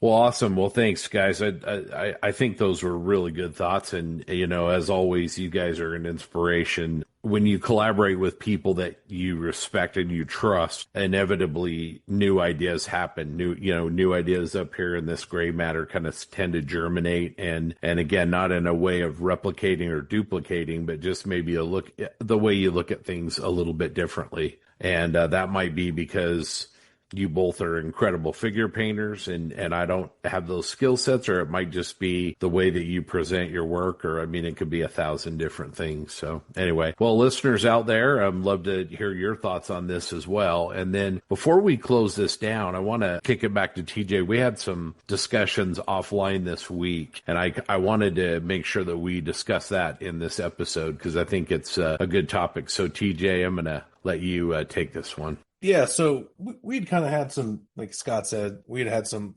offline chats between a group of people. We kind of have a group chat set up for a lot of us that are going. I think everyone that's kind of included in a little trip for SMC this year, because we're doing like a whole little trip. I've been using it to kind of like coax everyone along and remind them, hey, don't forget that if you're bringing a model, you should probably start working on it if you haven't already, because it is now June. And I could speak from experience, as I mentioned earlier, June quickly turns into October. The summers fly by when you're an adult. It's not like when you're a kid and the summer seems like it lasts forever. No, this shit is over fast. And in the process of these conversations, I was trying to be encouraging, but also be a realist, right? And this show in particular, SMC, has a reputation of the best, which is accurate. I've been there. I've witnessed it. But also, it is a show for everybody. It's not just for the elite of the elite, right? It is a celebration of every aspect of hobbying, every level of hobbying, from the beginner to the true master, is all celebrated and welcomed there. There were some comments about not wanting to bring work because of fear of being ridiculed or laughed at or looked down on, and this is not unique to our conversation. I've seen these comments elsewhere. I've heard people say this like in the flesh at shows, and yeah, that is that is a self-defeating attitude that I really, really, really want people to get out of their minds with SMC, with any show. No one's going to laugh at you. You know what I mean? Like you're going to the one place where you can almost guarantee no one is going to laugh at you because you're going to the place with other people like you. It's not like you're going to a football game and you're running out on the field to show everyone a model. You're going to the place where the models are, surrounded by other people that build models. And a high quality show like SMC, MMSI, MFCA, even AMPS, and I would like to think also IPMS Nats, you're surrounded by people that understand everyone is on their own journey and we're not all in the same place. And it's maybe not so much of a discussion, but we can obviously kick this around a little bit. But to me, it's almost coming across as a little more of a vent on my part. And it kind of is because, I'm as insecure as anyone else. There's things I'm super insecure about, but at the end of the day, we're adults. I don't want to be like, oh, be a man, but whatever, because that's what I don't like that attitude. But at the same time, like, yeah, sometimes you do just kind of got to sack up, for lack of a better term.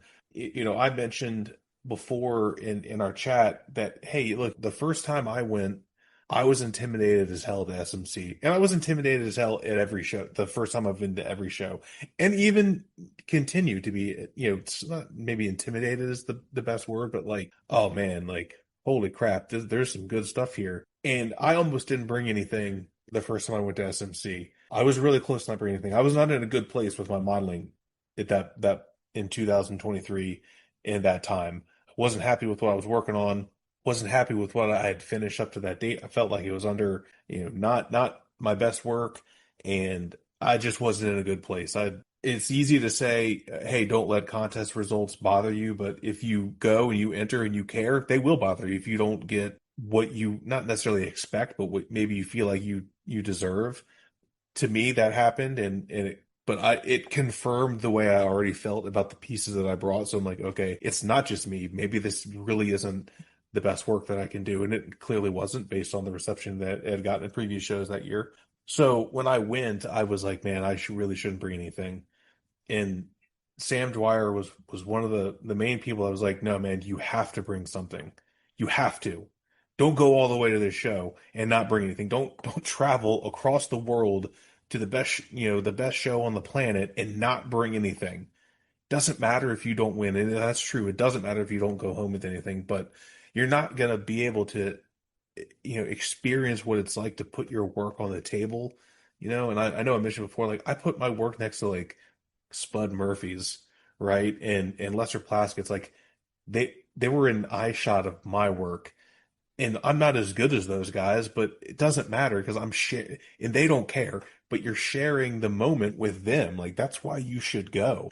And there's respect too, TJ, right? Like, if you bring work, whether you medal or not, let's take that off the table for just a second. You've gone to this show and you brought your work, and you come to be, let's just be honest, we all come selfishly to see other people's work. We want to be inspired and see what other people do. And I think it's a form of mutual respect. Jensen's kind of talked about this in some previous episodes, that you put some work on the table and maybe not worry about the recognition as much, but just to say, hey, here's, I brought this, I put real effort into this and everything, and this is my respect back towards all the rest of you guys, irregardless of whether I'm as good as or better or whatever, right? Yeah, absolutely.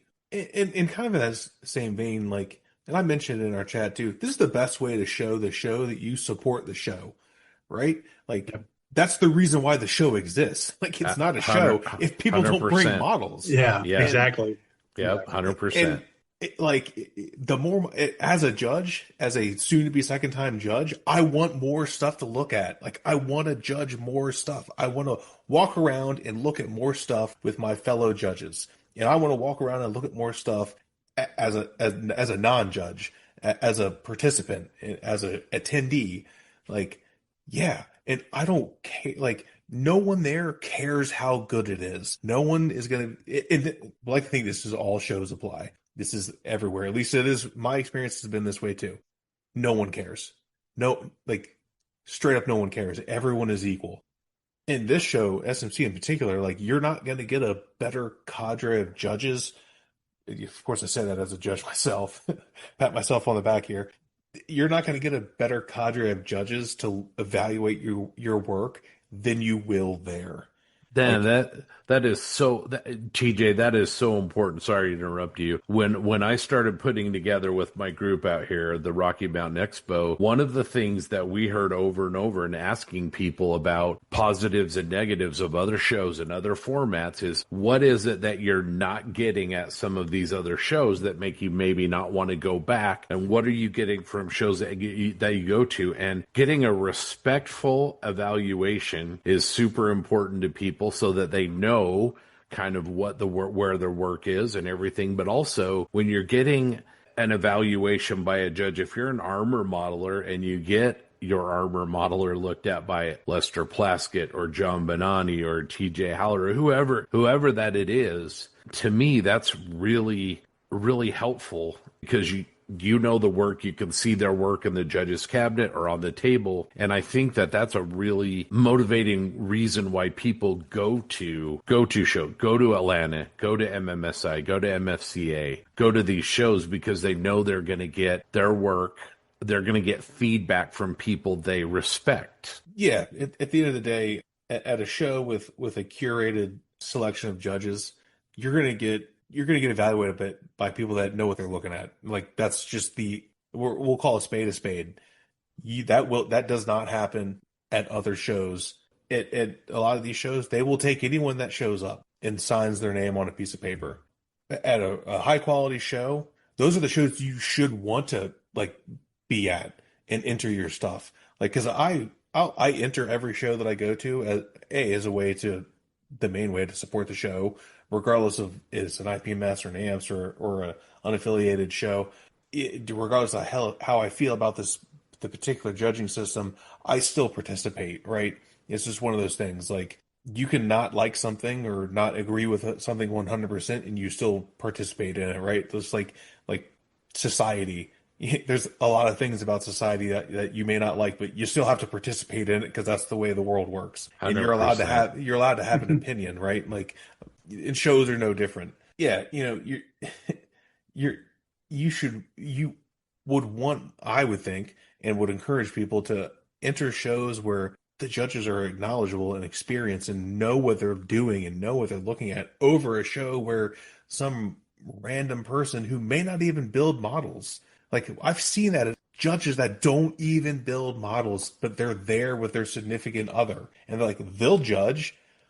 Now, they may know what they're looking for or looking at, but they may not. Like, my wife couldn't judge scale models. She could pick out what she likes, but that's not how you judge necessarily, like an IPMS show, right? Like, it's supposed to be.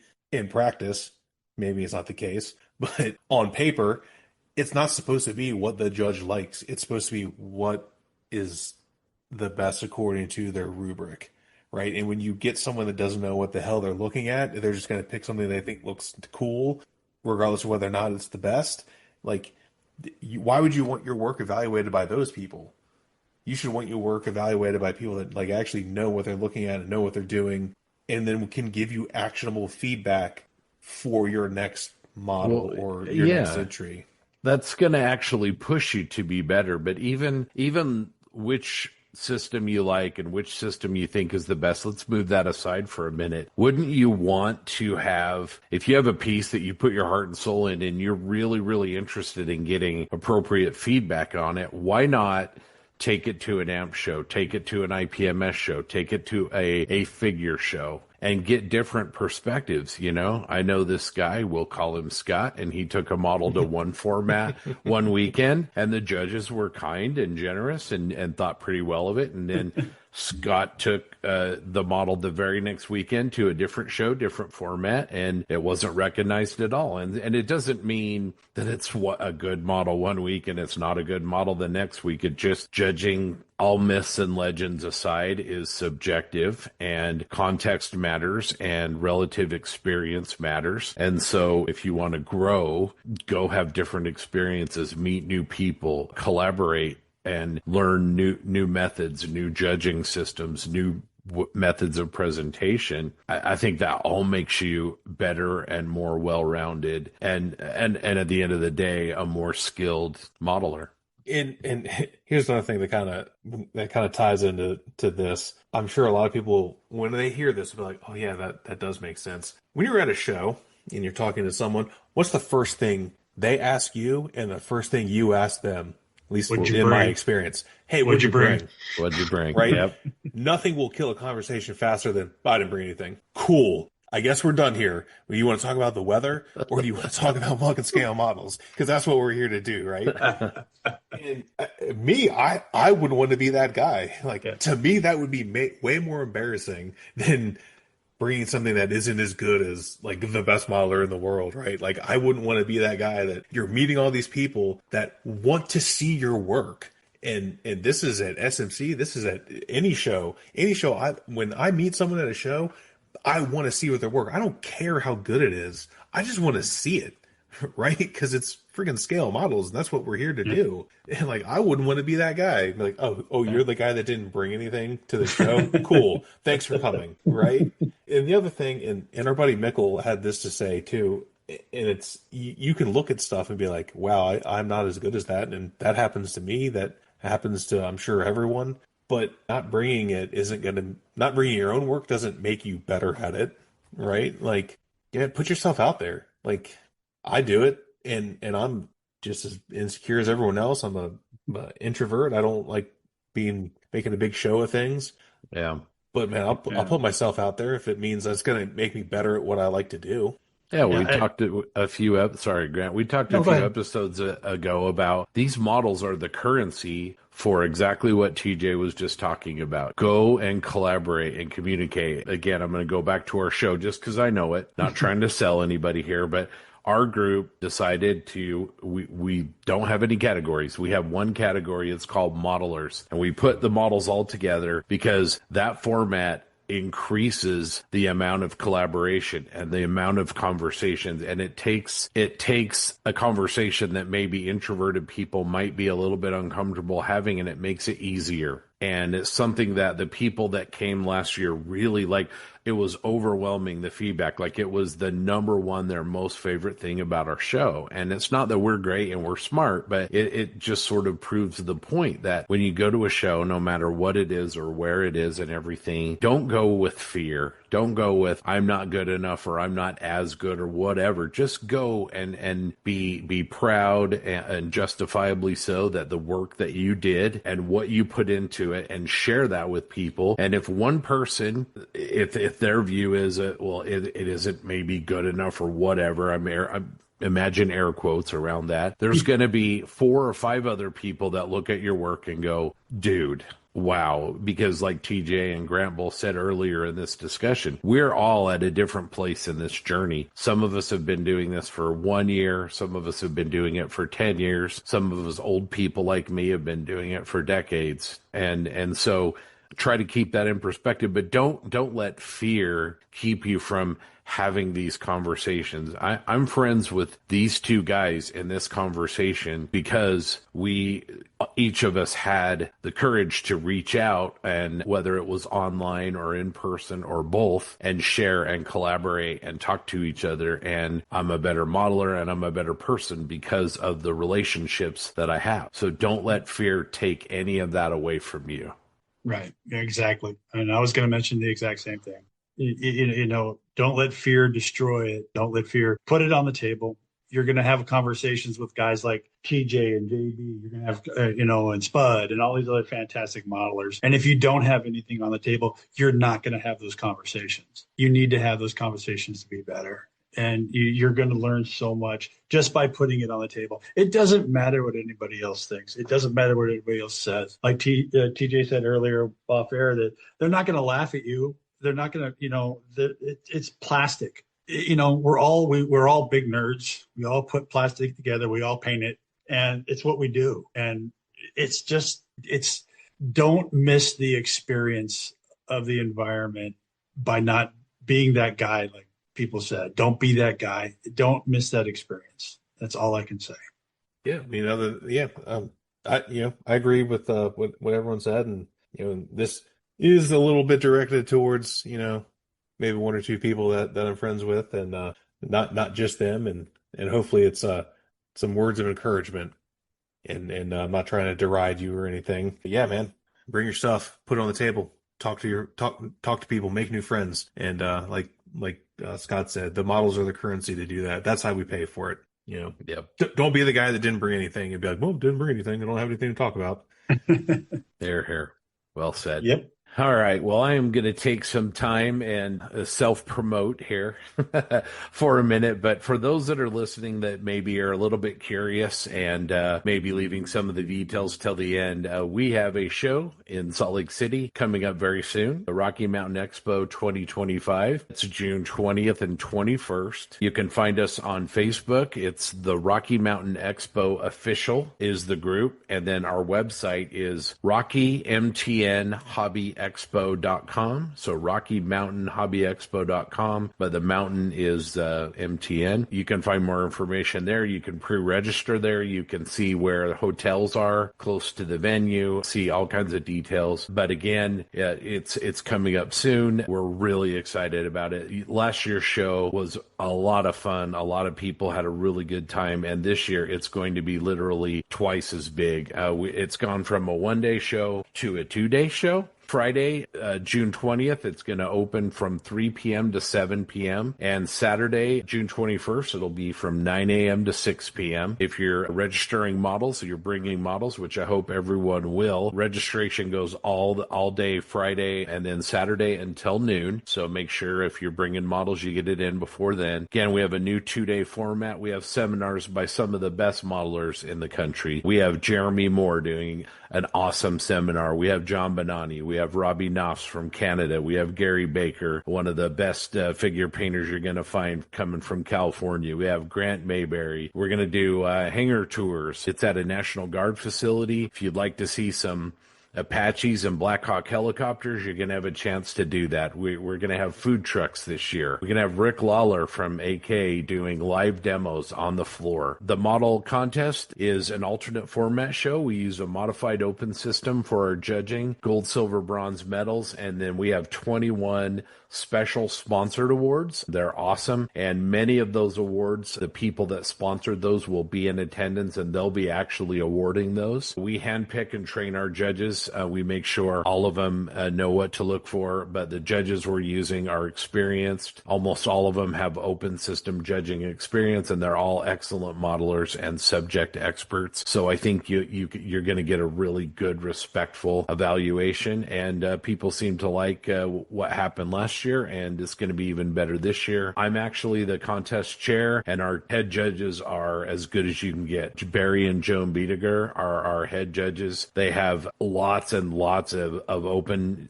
judging experience. Barry is an MFCA master. They're both multiple show gold medal winners. These two modelers are fantastic, and they're great people. You're going to have a good time. Our fees are $20 for unlimited entries. You can bring as many as you like. If you just want to come in and check out the show, it's $5 to get in or $10 for a family. Either way, please pre-register. It's easy. It's fast. The link's right on the website. The day of the show, we we are in a National Guard facility. We don't have good internet, so if you don't pre-register, you're going to have to hit an ATM and bring some cash with you, and it takes more time, obviously, while you're there. So pre-register. We have shirts this year. If you'd like a shirt, really good deal. They're really nice, high-quality shirts with our logo on it. Really, really cool. That's an option that you can get at pre-registration. We have great vendors. MRS Hobby is the best hobby shop in Utah. They're our title sponsor. We also have Amps, Great Basin, Bases by Bill, AK Interactive, Maulers Without Borders, a bunch of vendors. It's going to be really, really good. We have a Friday morning. If you come in to the show and you want to do this, make sure you come in Thursday night. Friday morning,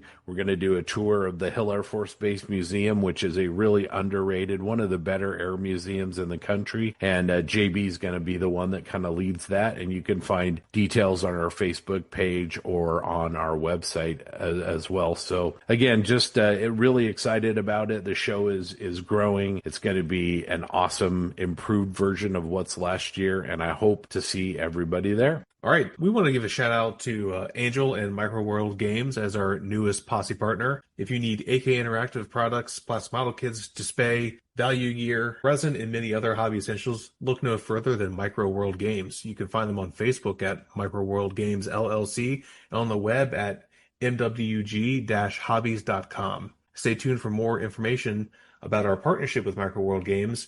And when you shop online, tell them the posse sent you. And I can confirm that Angel is an awesome dude. He's a very good friend of mine. So I'm super excited about this. And I don't know if you can keep this if you want. This was news to me. I did not know this until I read the outline today. So that is really cool. All right. And then coming up next, we have another interview with everyone's favorite uncle, Uncle Night Shift, Mr. Martin Kovac himself. So please stay tuned for that and enjoy.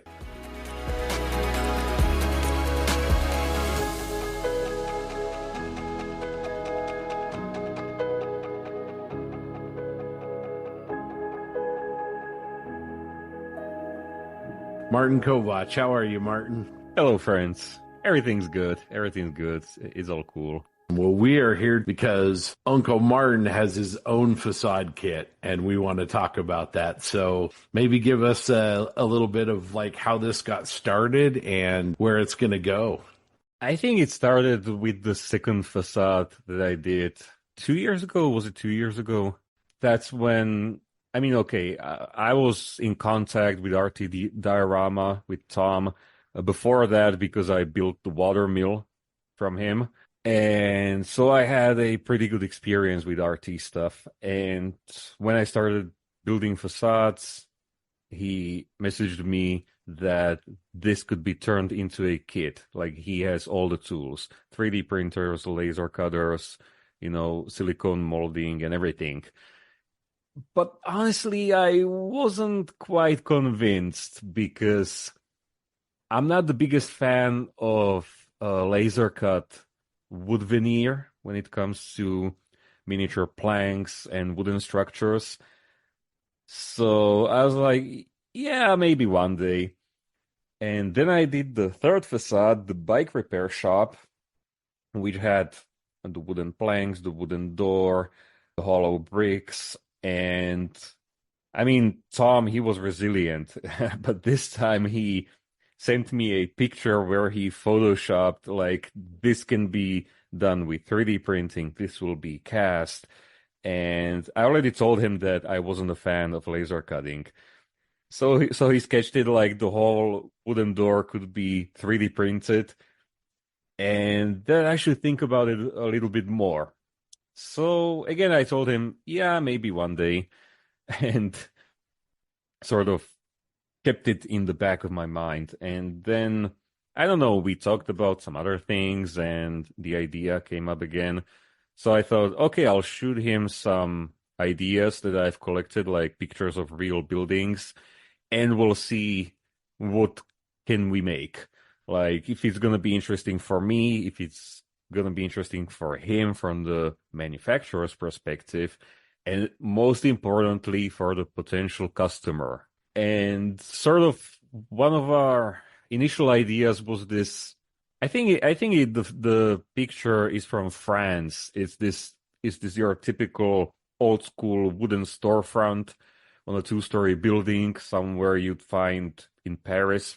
but it's also it can be also used in my country because the architecture is sort of similar.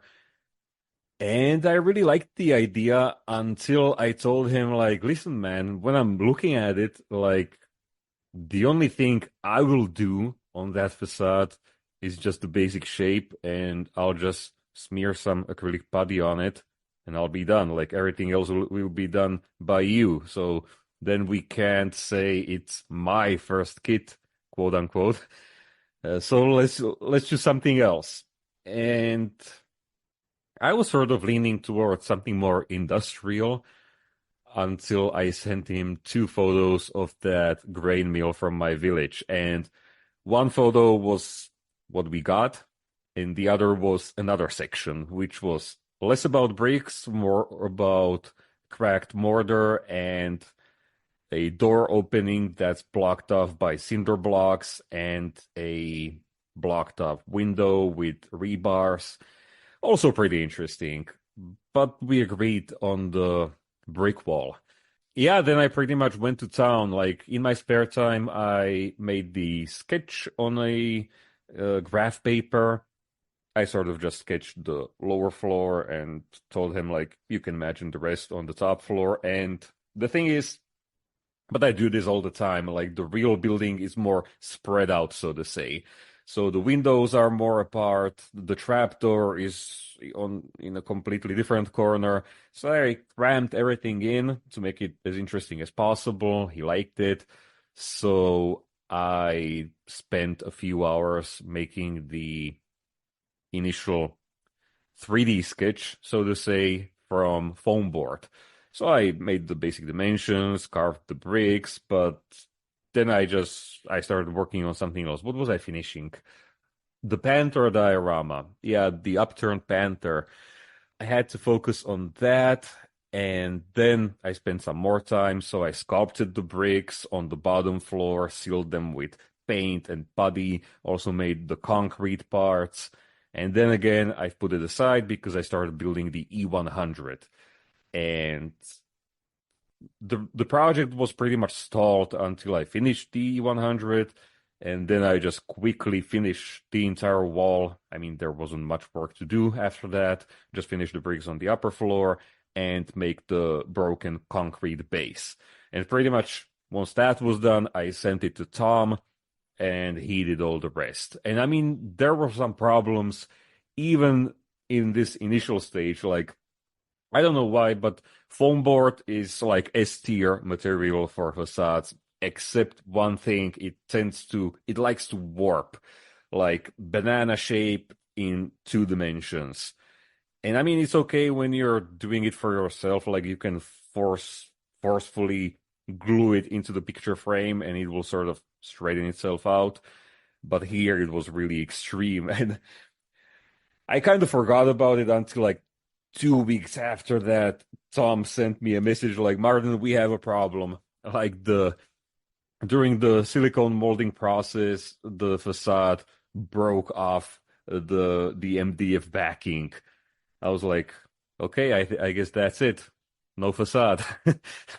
He said he was able to carefully remove it and relieve the stress from the other side by carving out these wedge-shaped, stripes. So all seemed good. And then he sent me a picture of the initial cast. I was really happy. And then again, maybe a week or 2 weeks, he started sending me the 3D models for the details. And that's when I realized, like, this is going to be something special, my man. But I told him, it's too perfect. Like, keep in mind that these buildings were often built with what people had in hand. And then it broke. People tried to fix it with what they found in their sheds. So everything should look more DIY and just like it's falling apart. And he managed that perfectly. Like, better than I ever could if I was building it from styrene and wire and whatnot. Like, I was really impressed. And he even added a few more details, like the wall anchors, which I didn't even consider.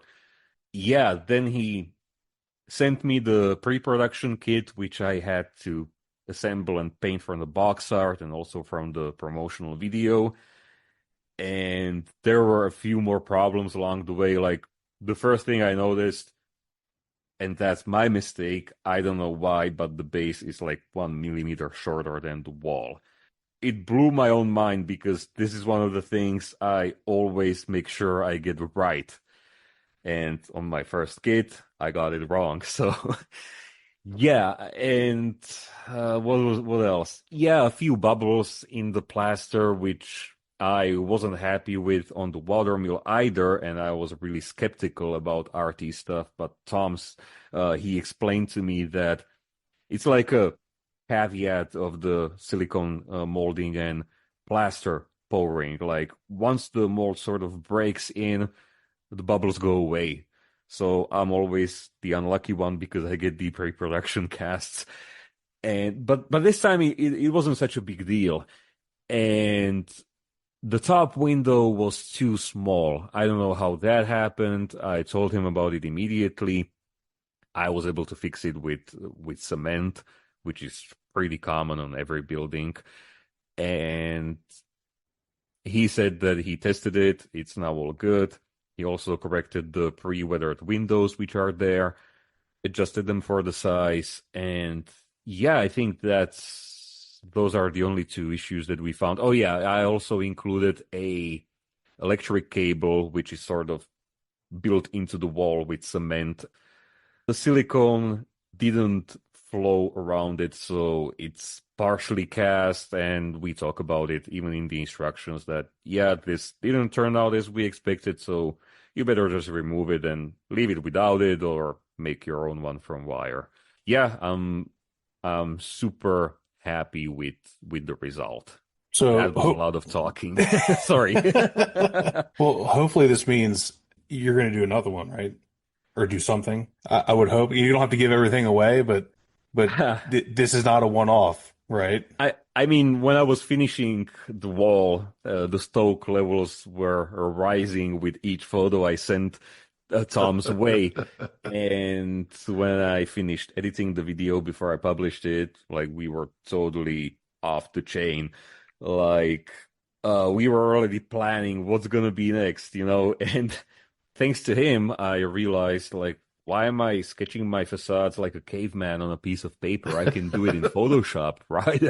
I can straighten up those reference photos I take, scale them down, and just make a nice line art in Photoshop. Move the windows around. I don't have to erase them, on paper. So far I made 2 sketches. One is very small, like 10 by 10 centimeters. And the other one, I don't know if I should talk about this. Yeah, don't give away any trade secrets. No. Like the nearest city to me has this giant sugar factory, which is really old, and it's huge and it's beautiful. And I started sketching this one. Tom really liked it, and I then told it it was my first sketch, and then I realized I can scale it down to 1/35 scale in Photoshop. I was like, uh-oh, the facade would be 40 by 40 centimeters.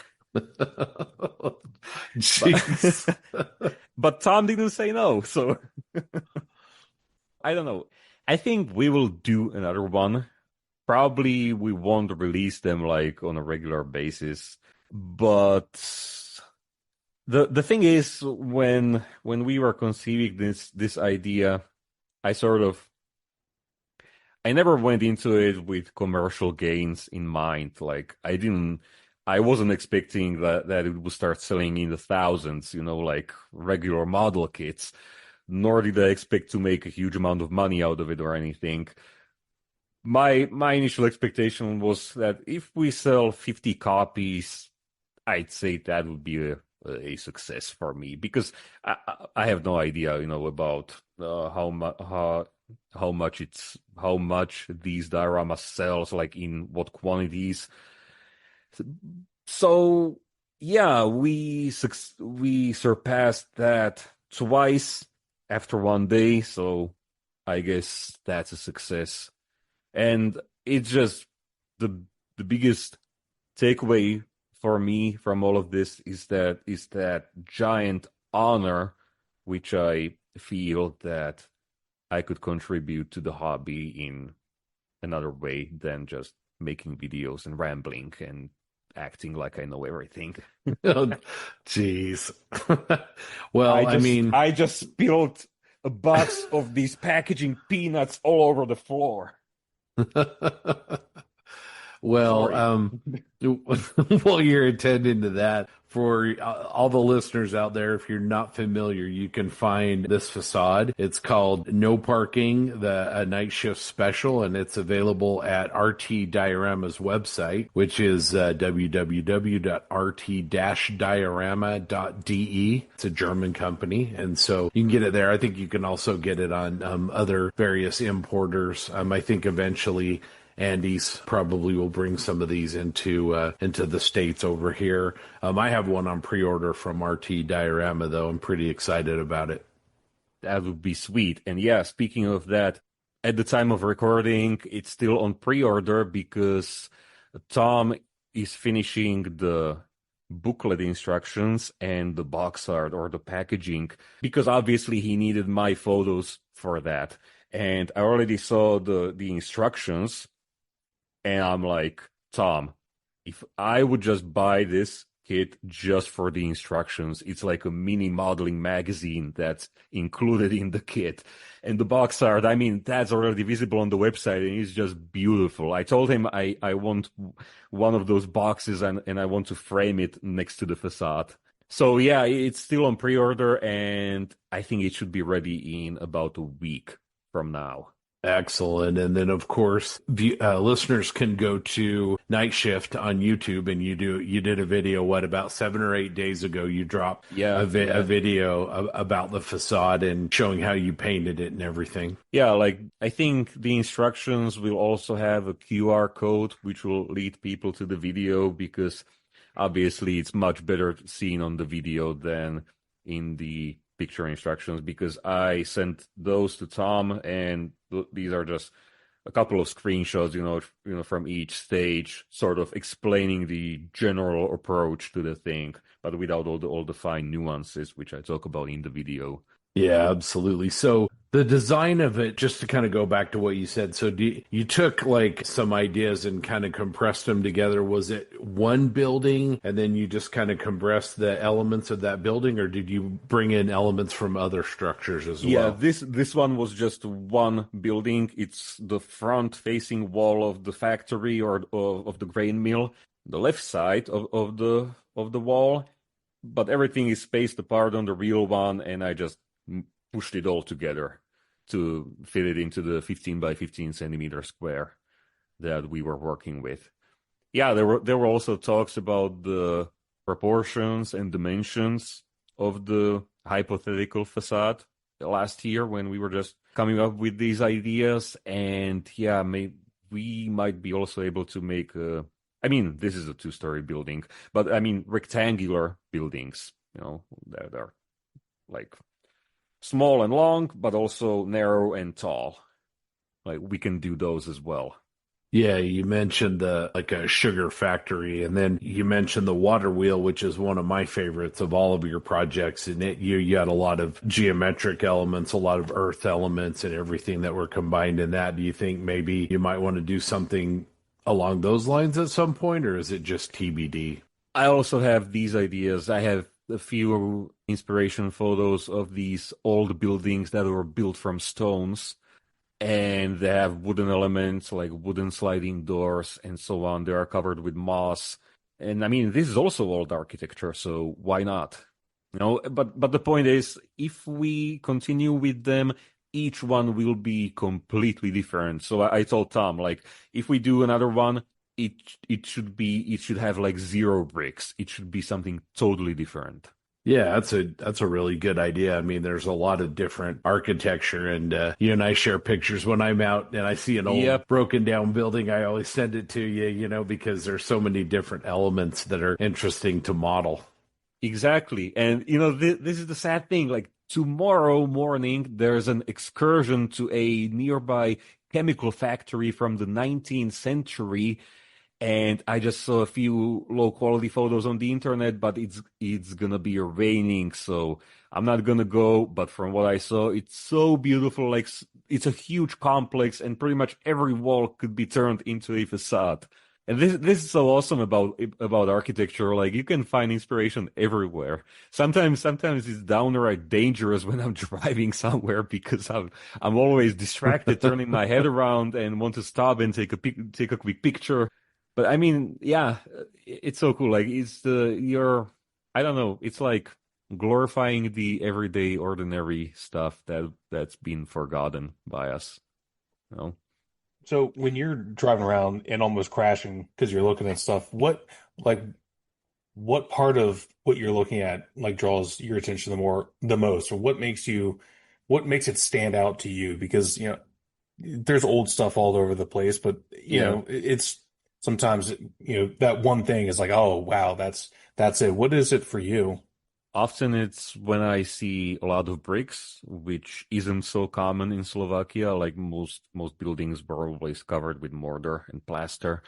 So this, then also heavily damaged plaster or wall cover, and doors, large doors, like wooden doors, those huge ones like I did on the bike repair shop. I totally love those. I mean, metal ones, like the sliding door I did on this facade, are also cool, but wooden doors, this is just, I have a small collection of these. Like they have different patterns. Many of them were decorated really nicely. And when the paint is peeling off, it's just beautiful. And when when they are fixed with newer planks or some sheets of metal, that's just awesome. And one interesting thing about Slovak architecture is that I'm starting to notice that old buildings were mostly painted yellow in Slovakia. Like you have photos from France when I was in Turkey, like there were old buildings that were yellow, red, blue. I think I saw pink, white. But here, most of the really like historical buildings, they're all yellow. Was it? Well, I mean, was yellow paint like? Was there a reason? Did somebody just get a really good deal on that? Or I suppose it was just it was just easily accessible. Like okay, to clarify, like town buildings or houses of rich people, those were yellow. But peasants, they lived in houses that were white because they didn't use paint but just whitewash. Also clay bricks, which weren't heat treated. Right. Almost like a chalk mixture, just a distempered whitewash. Yeah, that's interesting. Exactly. Yeah. So I kind of have I guess maybe a technique question, and this is to anyone listening that has not watched any of your videos, which I doubt that there is anyone that fits that description, but assuming that there is.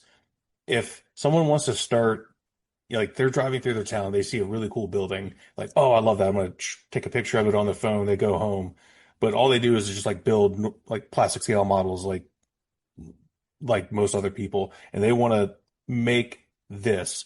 What are like the basic stuff, materials wise, do they need to start doing something like this outside of buying like a pre-made kit? Like they want to do their own. What would you consider like the basic stuff that they need?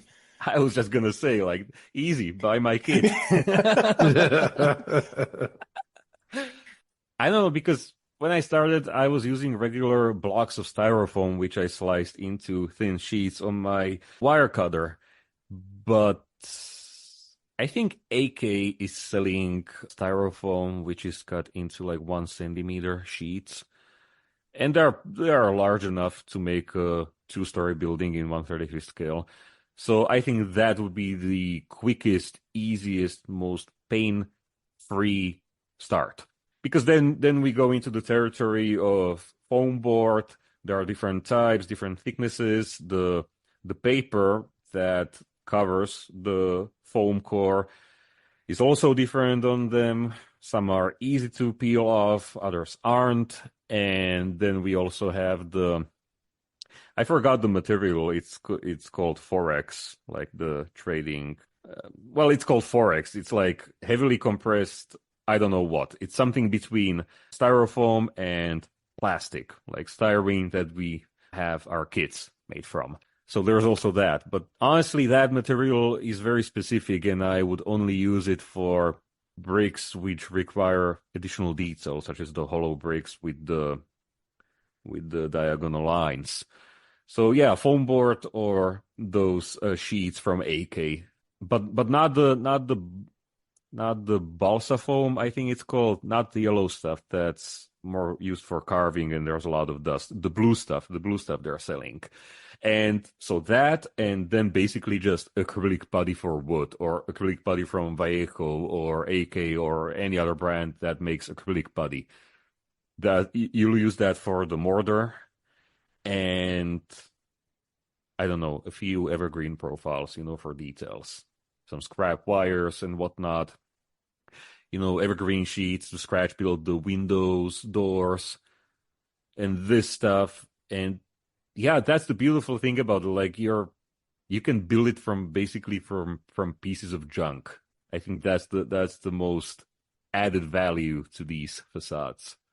Like you can start really cheap. Like most model, I mean, I don't have a huge collection of styrene profiles, but I have a drawer full of them. I'm sure most modelers do. So yeah, if they just have a handful of styrene profiles and some foam, I'm sure most modelers have foam. I've got sheets of it, hidden away. That's pretty cool to just, and then use your imagination, I suppose. And and when you have a 3D printer, it gets even easier. Like you can design your own windows. Like I did that one facade which wasn't filmed as a video. I did it during Christmas as a just for fun project, the floors and doors facade. And I tried to make it as easy as possible, so I reused a window which I designed for my Normandy diorama for the French house. I just adjusted its proportions in the slicer software, and boom, I could use it on that facade. So if you also have a 3D printer, it gets much easier. And I mean, with 3D printing, there are so many options. Like, for example, I'm considering making a facade from 3D printed bricks, because I was talking with Tom about it. That, hey, Tom, you have a 3D scanner. Could you scan a few old bricks for me, like with all the damage and everything? And yeah, because I saw a modeler build a house in his diorama from 3D printed bricks, and the result looks much sharper than when you carve it into styrofoam. You can see there's something else going on there, and it looks really cool. So yeah, another idea. 3D printing is also like invaluable with this type of modeling. Yeah, and roll up doors and Yep. Things like bicycles and trash cans, and yeah, absolutely. Yeah. And a lot of those things are what really bring the facade, to life. The little bits of, and like you said, the little bits of junk, the soda cans and garbage and detritus that's sort of along the scene. So that's really cool. Like my favorite accessory is old planks, like individual planks just propped against the building or laying on the ground, and even more special pieces of plywood. Like this was the most intimidating surface for me to paint, and now I'm just enjoying it. It's so easy. You just take a sheet of evergreen, texture it with a wire brush, clean it up with Mr. Cement S, and you're ready to go. You just paint it, put some peeling paint on it, and it looks awesome. But fresh plywood, that's a whole different beast. And that's why I told Tom that we need to include printed, like plywood printed on paper, like fresh, brand new plywood. It's very common. I'm sure everywhere around the world, even when you're renovating an old house and you smash out the old windows, but you still don't have the new ones, so you just block the openings with plywood.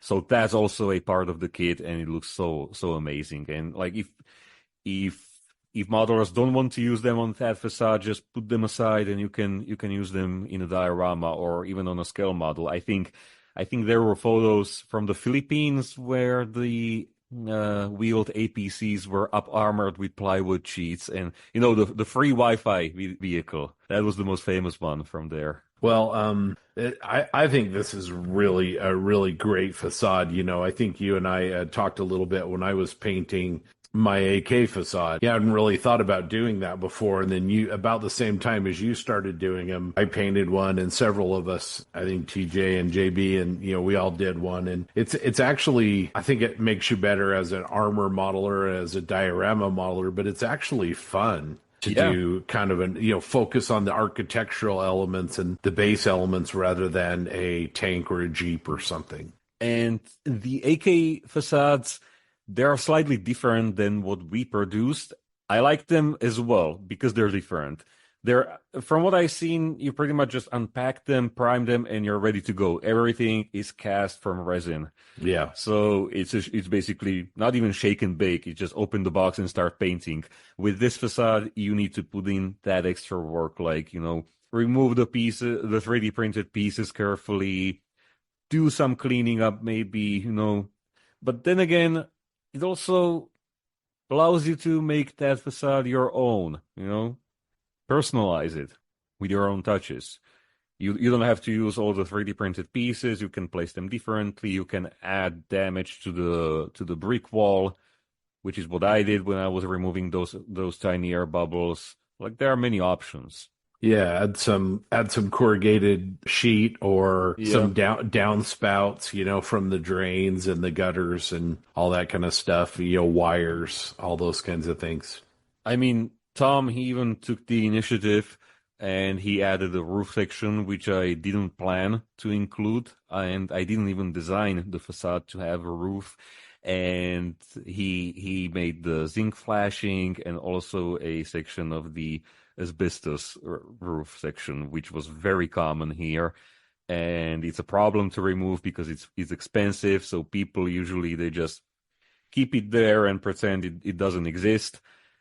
So that's also there, and it's a cool detail. I decided not to use it on my facade, but I painted it in the video just to show people how they can approach theirs. I mean, Tom, he's amazing in this.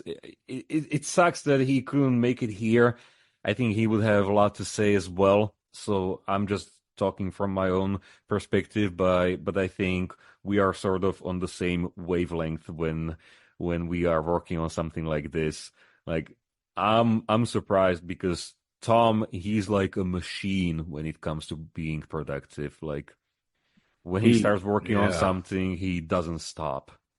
Yeah, it's amazing the range and how quickly the range has expanded. And like you said, the different materials that are being used and their trees, their foliage, and their line of buildings is pretty amazing. That was actually one of Tom's motivations to come up with this idea. He told me last year, like, I'm happy with our buildings for dioramas. The only thing I don't like is that they're sort of boring in this lack of fine detail sort of way.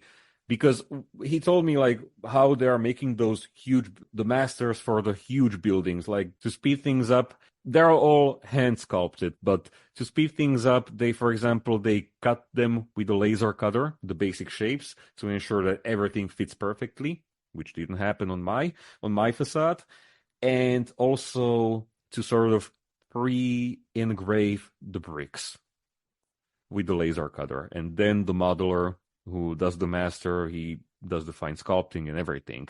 So I try to include that on my facade, like some bricks are placed vertically, which is inspired by the real building, but sadly they're hidden behind the sliding door, which is, again, exactly as it is on the real one. And did I talk about the fact that the real building is going to be restored into an apartment complex? So I was really happy that I sort of made it immortal in miniature and even with a kit. You immortalized the moment of the decay and the character, before it's whitewashed. Yeah, I mean, the developer claims they will keep the industrial exterior, so I suppose they just replaced the windows with modern ones, but made from aluminum and probably black or something, but the brick walls and everything, they should stay as they are. So we'll see, but yeah, I'm kind of stoked to see what they do with it. Yeah, you should be. I'm excited to get my pre-order. I don't know when they'll come, but I definitely loved the video. And then as soon as it was available for pre-order, I jumped on that. So Yeah, that's awesome. I appreciate it. Extremely appreciate it. JB just texted me and told me to say, hey. So, hey. Hey. Hey, back. I know we don't want to reveal anything else, but anything else you want to talk about future projects or inspiration or anything? I don't know. Is there something worth talking about? I think this is obviously it's done very well. I think it's going to do really well, and I can't wait to see kind of what's next from you and Tom. As you see people collaborate, a lot of times like you get, really talented guy A and really talented guy B, and what comes out is even sometimes greater than the sum of their parts, and it's exciting to see. So again, listeners, it's www-rt-diorama.de. And it's called No Parking, a night shift special. You can pre-order it. I think if you want one, you probably should do that. It sounds like they're selling pretty well. And I don't know how many Tom plans to make, but I would get one now while you can. I think the initial batch is gonna be 100 copies, and then he will make more if they sell out, which I think they already did sell out, so he'll be making more. Yeah, very, very exciting. As usual, I love the videos. The T26 was really cool. The winter camouflage on that was chef's kiss. That was so scary. I mean, not the camouflage, but the diorama. And especially when I finished the groundwork with the slightly different approach. And now I realized that, I have to cover it all up with snow. Why did I do that? Snow was cool though. I mean, I liked how for a winter camouflage, I think the amount of snow you didn't put on it and the amount of whitewash you didn't put on the tank, for me, really worked. Thank you. I mean, I was following reference images all the time. I used less snow than in the references because I wanted some ground to be visible as well. And it also helps that the trees, they usually block out the snow just around them. Yeah, I mean, it was an emotional roller coaster. I mean, the diorama, I would say like bipolar modeling. 1 minute I'm telling myself like, man, you screwed this up, and the next minute I'm like, oh, this is actually gonna be good, and next minute, oh man, this is not gonna be good. It kind of reminds me of that video series that Adam did years ago on the KV on YouTube, where he would do each individual technique, and sometimes I'd be watching those and he'd do something, I'd be like, oh no, and then by the end of the video you're like, oh, okay, he knows what he's doing. Yeah, never doubt Adam, right? But yeah, same thing with you. Well, no, you don't have to doubt Adam, but doubt me. Jeez. Numbers don't lie, my friend. They don't lie. That's the sad part. Oh, gee. Yeah, I mean, no, it's so cool. Well, thank you again, Martin, for joining us, and hopefully RT will have some of your kits left, or a third batch by the time, or more by the time I get to SMC in October, and I can pick one up myself. But yeah, thank you again, and love the video about it. Really good. I'd say it's one of your best, but they're all good, so it's kind of hard to pick one. Thank you, and thanks a lot for having me here. It means a lot to me. We always love catching up with you. Always have a good time and get a laugh. And yeah, I agree. It's hard to say which ones are your favorite. It's like picking a favorite child or something, It's just almost impossible to do. That's like that joke, like you're the only child and you're not the favorite one. Well, continued success, Martin, and thanks for coming on with us. You're always welcome here. You always got a seat here with us Posse guys. Awesome. Thanks again. I love you guys. Yeah, same here, man. Take care. Bye.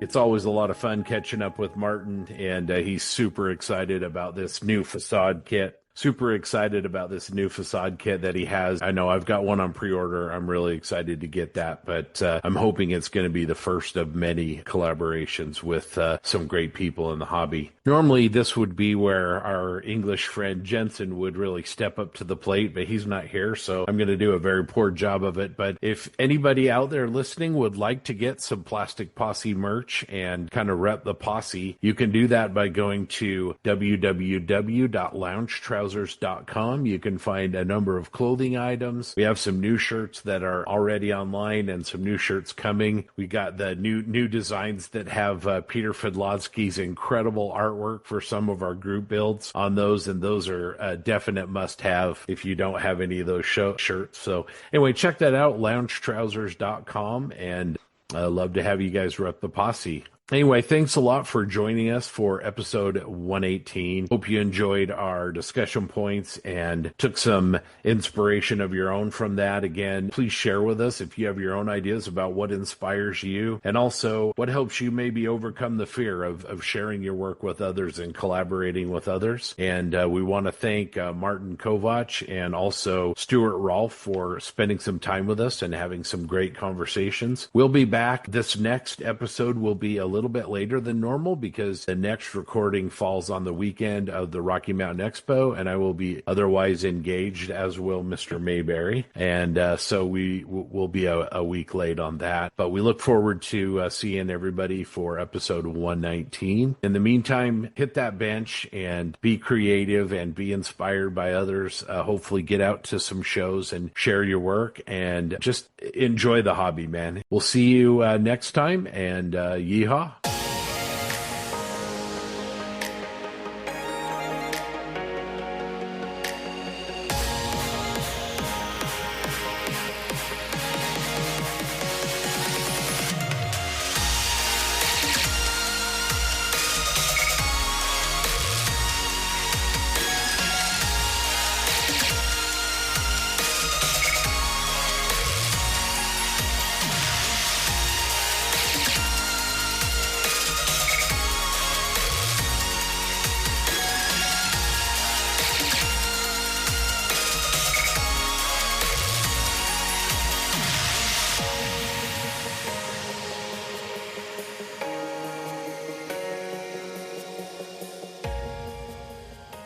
One of the ways that you can help support the Plastic Posse is become a Plastic Posse Outrider. If you want to become a Plastic Posse Outrider, it's easy. You can even do it wearing your lounge trousers. Just go to the Patreon page at www.patreon.com/Plastic Posse Podcast and set up your reoccurring donation there. These contributions help offset the cost of bringing you the posse. There are 3 different tiers of support starting at just $1 a month. There are some great benefits of being an outrider: early access to podcasts, premium access to the host, the chance to appear on the podcast, and exclusive PPP contests and social events at model shows. There are some great benefits of being an outrider, like early access to podcasts, premium access to hosts, the chance to appear on a podcast, and the exclusive PPP contests and social events at all shows. Let's recognize our amazing deputy marshals. These loyal contributors support what the posse does, and we genuinely appreciate each and every one of you. They are, in no particular order: Winston Gould, the Quiet Corner Modeler; Daryl Miller; Rob Booth; David Clark; Richard Lane; Robbie Knopfs; Wesley Becker; Eric DeLeash; David Wassel; Matt Tupman; Glenn Fellon; Patrick Neff; Zach Pease; Brett Marcan; Greg Williams; Nick Wolf; Brian Clark; Sean Earl; Black Hat Scale Models; Craig Jarbo; Red Beach One Studios; James Brondo; Mike Norris; Stephen Rodwell; Rick Cooper; Eric Cravina; John Hale; Eric Kane; Logan Hansen; Paul Burdett; Tim Gibcom; Dan Newman; Robert Blocker; Tyler Moore; Derek Post; Craig Flynn; Kenneth Childress; Drew Gardner; Scott Hall; Frank Perrone; The Voice of Bob; Jeremy Diamond; Terry Wilkinson; Chris Lovewell; Andrew Callis; Ethan Eidenmill; Steve Baker; Patrick Brown; Jay Kidd; Brandon Gentry; Lee Fogel; Robert Klein; Mark Ewing; Toadman; Model Doc; Doug Reed; Craig James; Les Rapala; John Everett; Uncle Buck; Mark Bradley; Eric Brubaker; Jeremy Moore; DB Scale Model Studio; Jeremy Elliott; Mike Talley; Previous Seat; Mediocre Middle-Aged Modeler Dan Novel; and JZ Osborne.